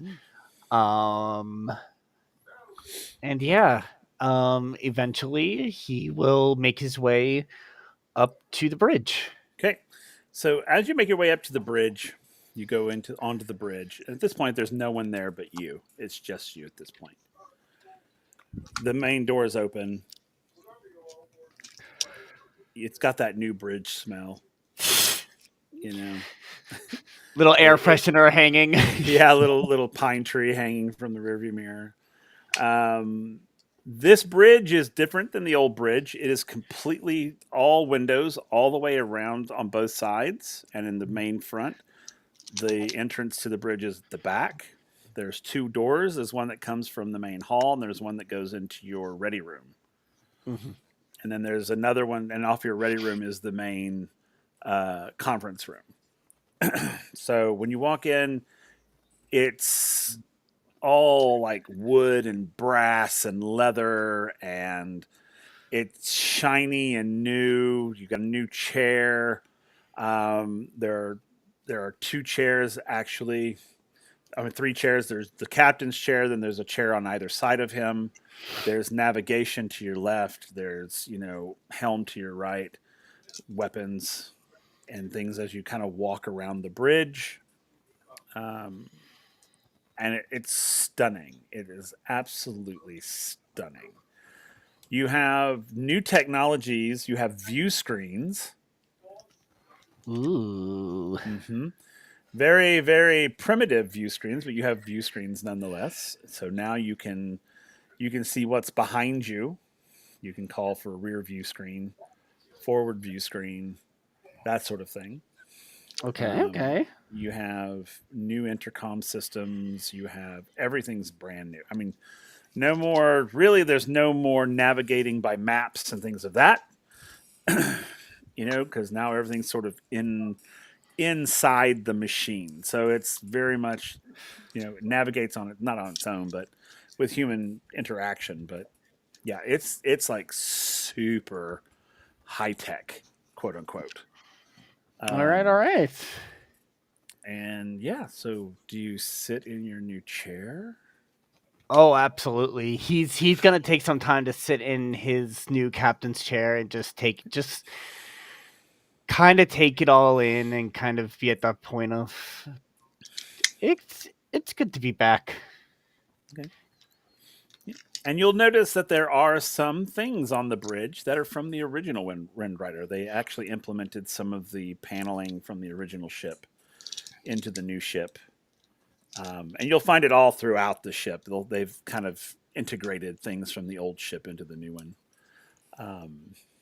just so it feels even more homey than a brand new ship that you don't know. So yeah, so you sit there taking it all in. So we're gonna say adios to Captain Kedrick for the night, and then I'm gonna take up with Katerina as she goes to the bridge for the first time in a new position. So, all right. Yay. So, Riku, you are free to head out. We appreciate you. Take care Catch of you yourself, later. and we'll see you later. All right. So you head to the bridge. I'm assuming that's where you go first. Yeah. So you go to the bridge again. You open the bridge door. The doors open. They automatically open. Very like Star Trek. And you walk onto the new bridge, and exactly as I described it to Kedrick, that's what you see for the first time. It's all shiny and new. It's when you come onto the bridge, there are other people there working on systems, just getting systems up and running. But yeah, you walk. What do? You walk out on the bridge. I'm just gonna stand and take it all in. Okay. And like I said, you can see all on both sides. It's all glass that you can see out, and you can see the city on one side, and you can see the ocean on the other. And yeah, and then of course you have your seat to the right of the captain's chair, which is where the first officer sits. never expected to be here. Right. After last session, this was like, wow.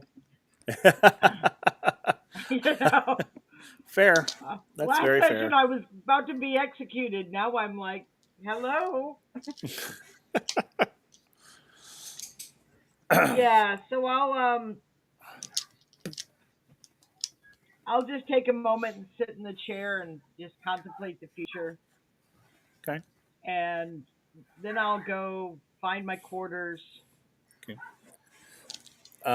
Officers' quarters are on the same deck as, or just below the bridge deck, Hmm. and they're really nice. They're like really nice. These are much more of an upgrade from the old quarters. So these are really nice.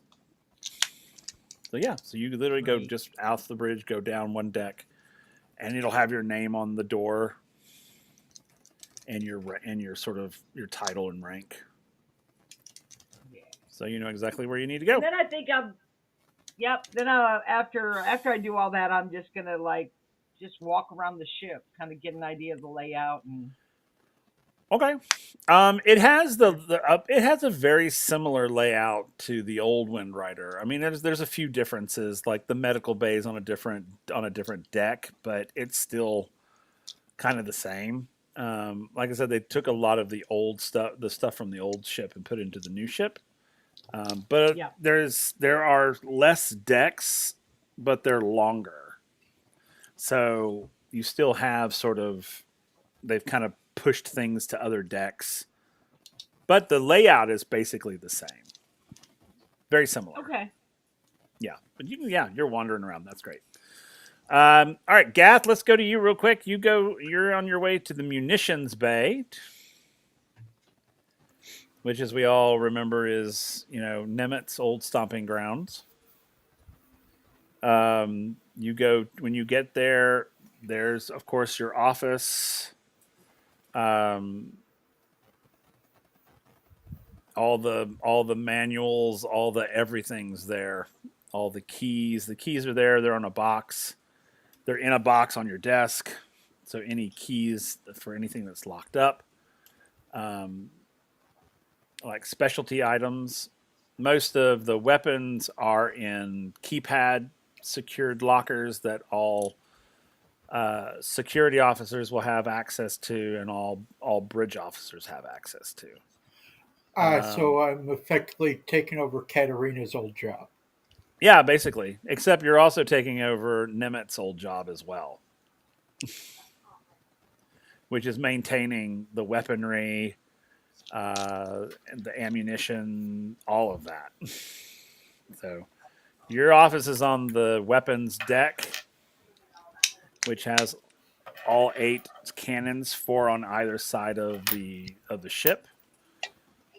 All sonic cannons, plus 2 grapples, and also you have something new, which is fun, which is basically a static ball launcher. Basically, it's like an EM pulse, basically EMP pulse or EM pulse weapon. Oh, Not exactly like ranged that, but EMP. it's sort of an electromagnetic pulse weapon, that you'll learn how to use. Um, but yeah, all weapon systems run through this deck, so you have to make sure that they're maintained. So when weapons are called for on the bridge, you're there to make sure everything works exactly the way it's supposed to. You're also in charge of like weapons training on new weaponry. You're in charge of like making sure that you're stocked up on what you need to. You do have a crew of about 27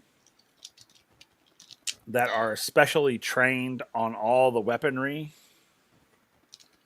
and you all basically live on that deck. Like your quarters are down there. It's like your office. Your quarters are behind your office, and your entire crew lives on that deck. Okay. Yep. And these new cannons are pretty snazzy. They're huge. They're much bigger than the old cannons. They have a lot more firepower, but a lot more could go wrong with them as well. So this is why they have to be well maintained. The guns. The guns. Yeah. So Frank Castle would be having a field day looking at these toys. Yep.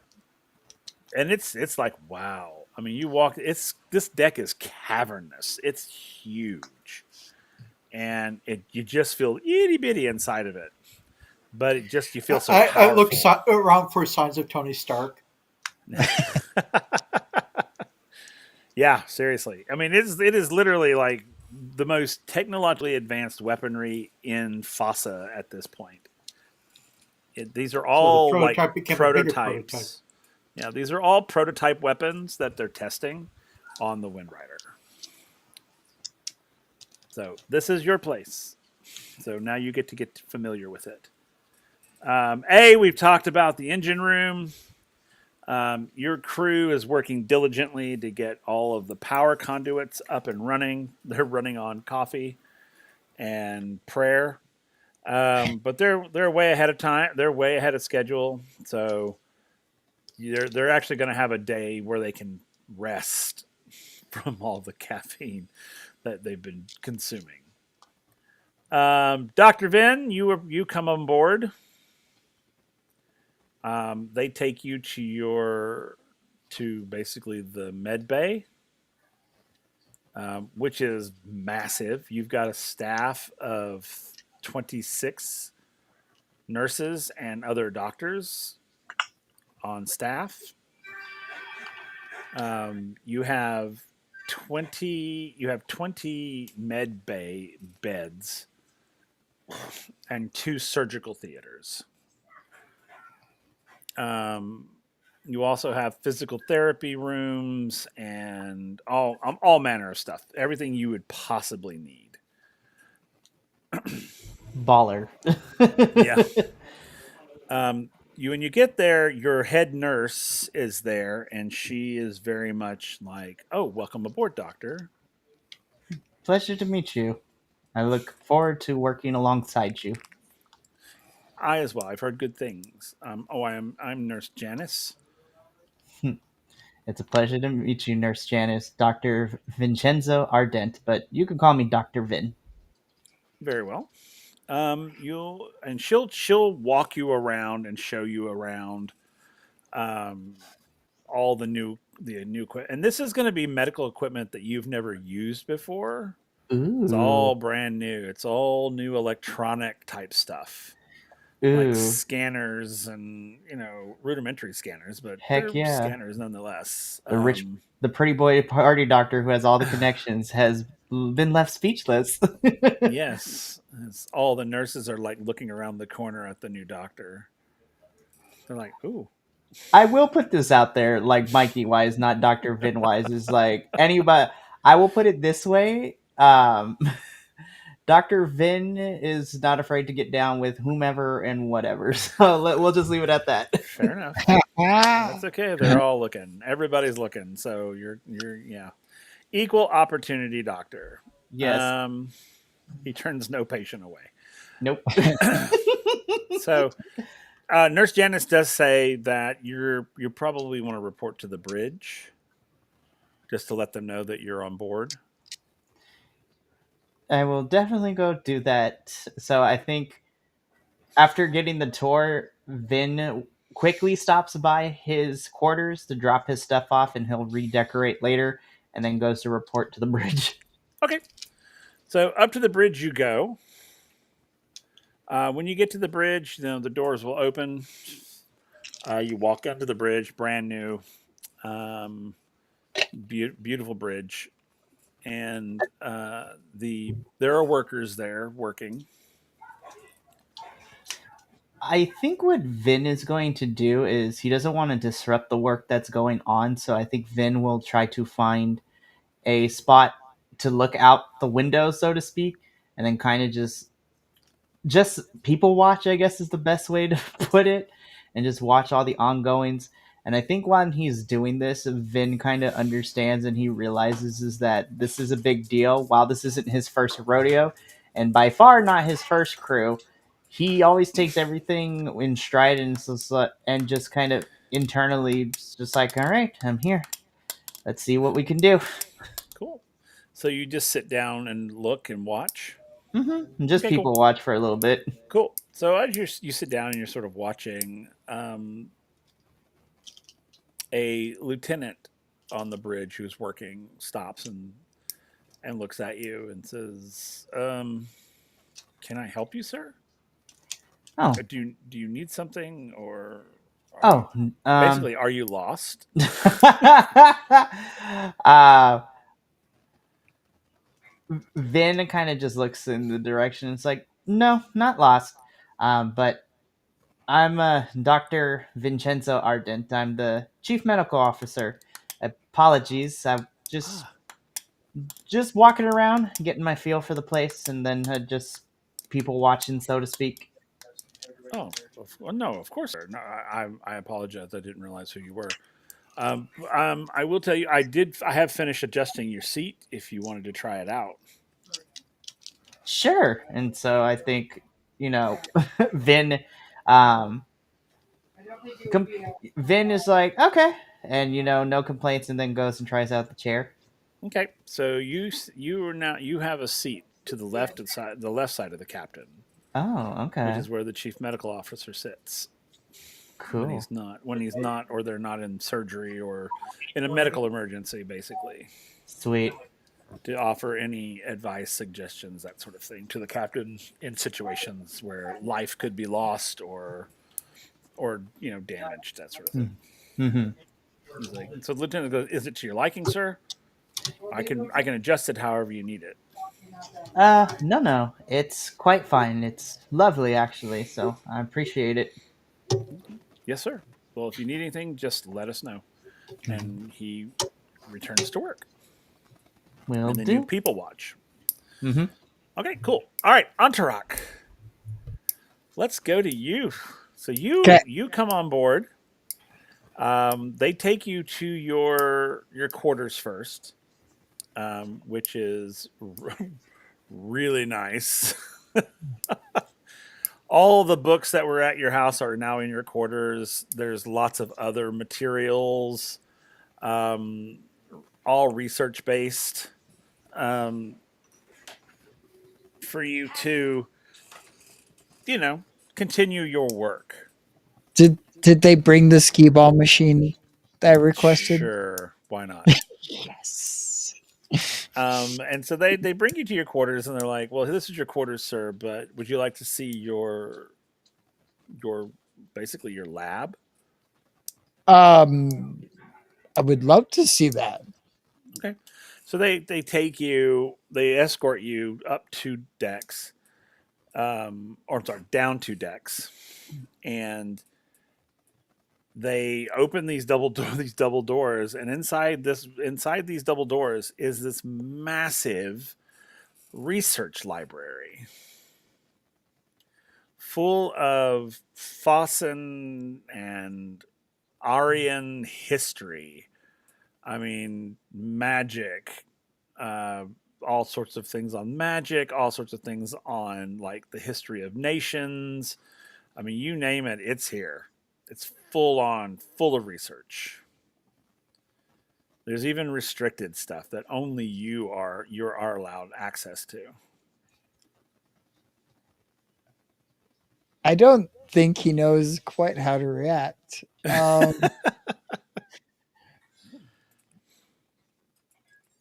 It's like, um, you can give my quarters to somebody else. This will be just fine. They're like, "Are you sure, sir? I mean, we can do that if you want us to. We can set your quarters up in here. There's a spare room in And the Antrak back. was never seen again. There's like a reading room in the back of this library that's big. It's big enough for like it could be your quarters. I mean, if you want them to convert that to your living space." Sure, that sounds fine. Um, Okay. He's lost in the sauce, I think, as it were. He's going to do one thing that will probably perplex some people. But wherever the very central card catalog or whatever is card catalog adjacent, he's going to glue a quarter to the floor with some super glue. And then he's off to the ponies, as it were, to That is hilarious. research all of these different things that are now And in his grasp. right. And you do have a research team of 10. Okay. So, and they have put all your murder boards in there, and it's all set up. It's full on research facility, basically. And then the corporal that was with you says that they'll get your quarters moved to this facility That's within the day. that's fine. That you do whatever you need to do. I'm good. And then they'll go out and they'll do their thing. So, all right. So you're all sort of acclimating yourself to the new ship. The one thing that you all sort of realize is that this is a different breed of ship. This ship is most of you know this ship is faster, more deadlier than the previous one. Which, and I'm going to just give everyone the benefit of the doubt. You realize because of that, your next missions are probably more dangerous than the one you just came off of, because they are literally giving you all of the good stuff. And then as you guys sort of acclimate yourself and get yourselves situated, you will all get a message from command saying that in exactly one day, you guys will meet together and get your briefing on your next mission. But to go ahead and get do what you need to do, close out what you need to close out, tie up any loose ends you have, and then report back to where you just came from, the meeting place there, for your briefing on your next mission. And then that's where we're going to end tonight. So you'll get your briefing next session. You'll get your briefing and find out where you guys are headed to. Yeah. Oh, I forgot. Oh, sorry, I forgot. You were also promoted. You were promoted to a commander. Okay. And fleet engineer. Yeah, which comes with the commander's part. The commander. Yeah. So. All right, cool. So we're going to go around real quick and just sort of let everybody again introduce who they are, who they played, where you can find them, and what are they thinking right now. So we'll start with Gath.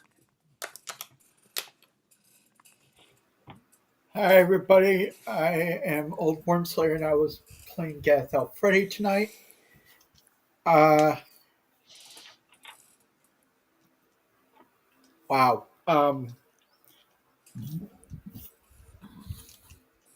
Excuse me. You're good. I feel like what's that character's name from Dexter's Lab? Dexter, Mandor. Mandark. Mandark. Is it Mandark? Or No, the sister, or his sister. Dee Oh, Dee? Dee. Oh, no. Dee Dee, yeah. I freaking love Dee Dee. He's going like, ooh, what did these buttons do? But No, don't touch the button. Fair enough. But not in a bad way. Absolutely. It's one of these, I want to learn these new toys. Oh, yeah, absolutely. Because after all, it is my job to know them. Yep. I will say this. One thing I will say this is that because the ship's not fully energized yet, you can play with things and nothing happens. But you can get familiar with like the buttons and the turnings and all that. But you're not going to accidentally fire a weapon You know.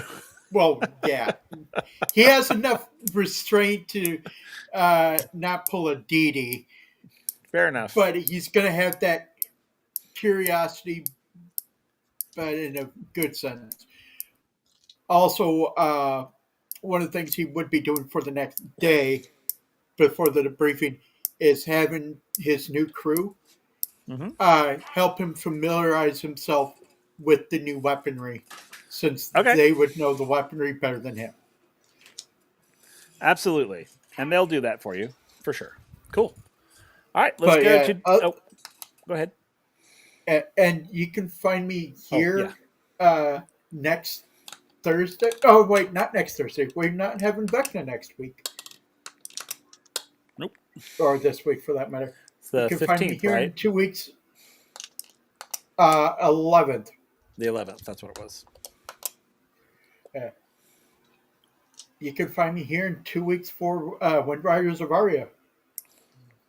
Excellent. All right, let's go to Dr. Vin. Hello, everyone. This has been Mikey getting the pleasure to play Dr. Vincenzo Ardent, Dr. Vin for short. Again, you can find me all over the social medias at BC WrestlePod. You can also find me on some Saturdays. We try alternating Saturdays, but schedules are crazy.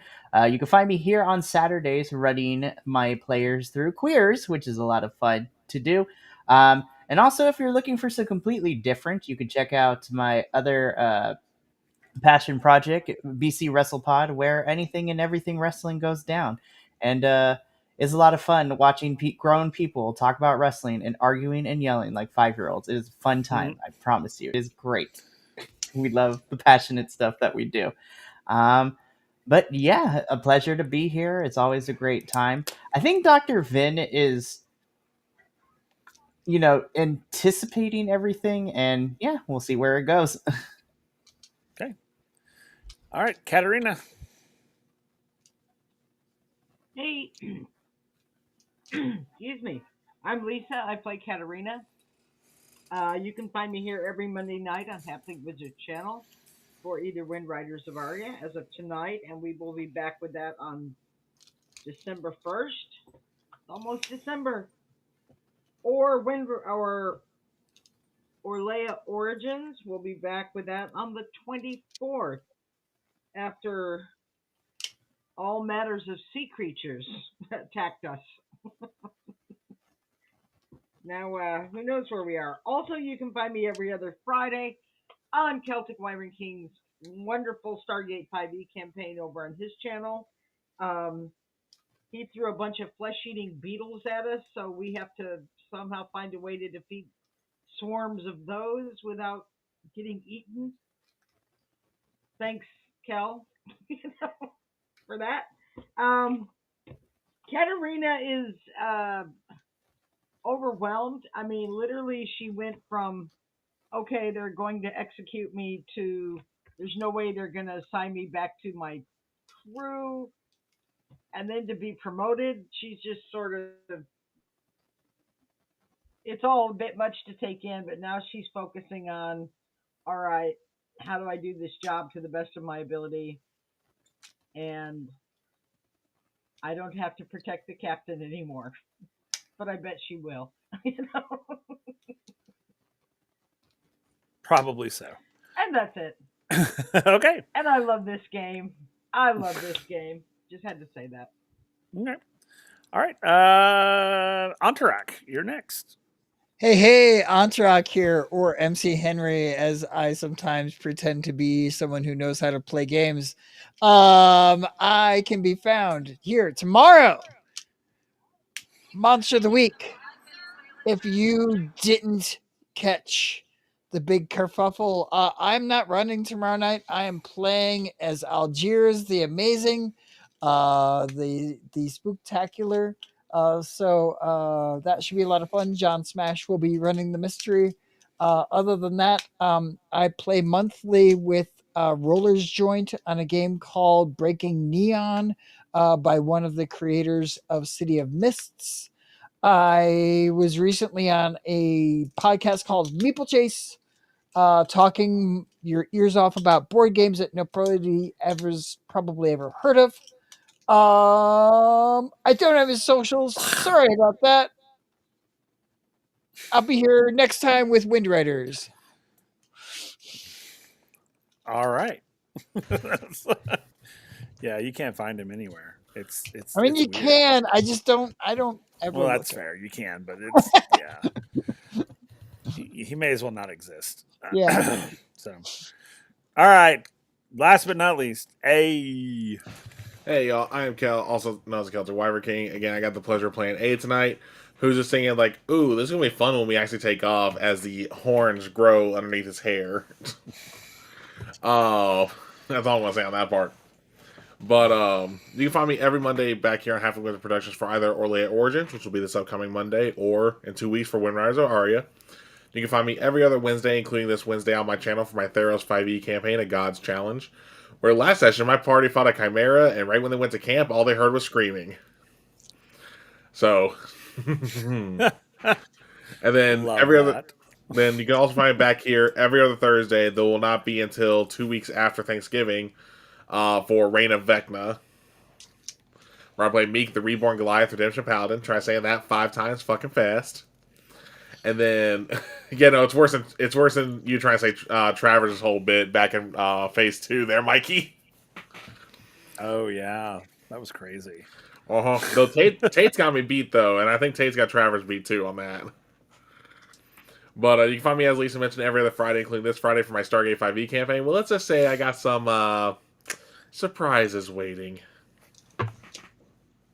Nice. All right. Did you answer the question? Yeah, like I said, what A's thing is going to be fun doing the takeoff part of this, right. because as the horns grow through underneath his hair. That's right. Okay, cool. I wanted to make sure. I was like, wait, did I miss it? No, I did. You did. All right, cool. All right, of course, I am Willer, the Halfling Wizard, the Chaos Facilitator for this awesome group of folks, and you can go to right down here on Twitch. You can find all of the links to all of our socials, all of our things, all of our merch stores. We got merch, got great merch. I'm actually drinking out of my Black Tide Syndicate mug tonight, which is a huge mug, and love it. And yeah, they're incredible. Go get them. We've got mugs of everything. We've got LGBTQIA merch. We've got, you name it, we've got it. I try to make anything and everything I can. So go check it out. Also, if you want to, please give to our charity. Our charity currently is the U.S. Hurricane Relief Fund Incorporated. We are collecting money for, as we are in hurricane season. We know especially last year, the East Coast got slammed. We're going any amount of money we can collect, we're going to give to the U.S. Hurricane Relief Fund Incorporated. So please, if you can give, please do give. But yeah, check out all of our socials. Subscribe to us on the YouTubes and join our Patreon and get all these really cool homebrew things that we play and have a good time with. But so join us in our Discord, and maybe you can appear on a stream here with some of us. Who knows? There's all kinds of fun things going. Monster of the Week is doing a rotational thing, I think, at some point. So there's that. I'm working on a new one myself, so who knows? Maybe that one will hit the screen sometime soon. But join us, have fun with us. We're a pretty cool group of folks that like to have a good time. So check us out, follow us everywhere. Y'all have a good night. We're gonna rate another creator, so hang out with us. But until next time, everybody, y'all be good to each other, be kind. The world's a crazy place. So peace out, everybody.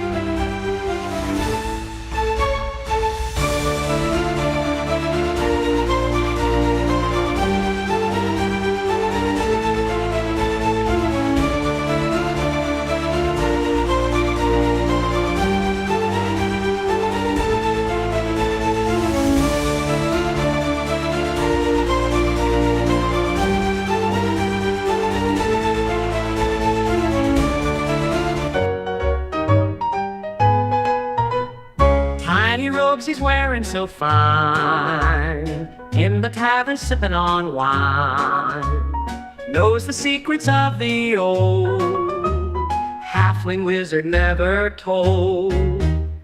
Mystic wand and a pointed hat, talks to people about this and that, sneaky tricks and a wink in his eye. Halfling wizard makes the hours fly. Oh, halfling wizard in the night, casting spells to the moonlight. He can talk and he can know, in his world the magic grows. Down the road in evening light, he'll engage you, that's his delight. Readers of the stars he seeks, in a crowd he's sure to speak.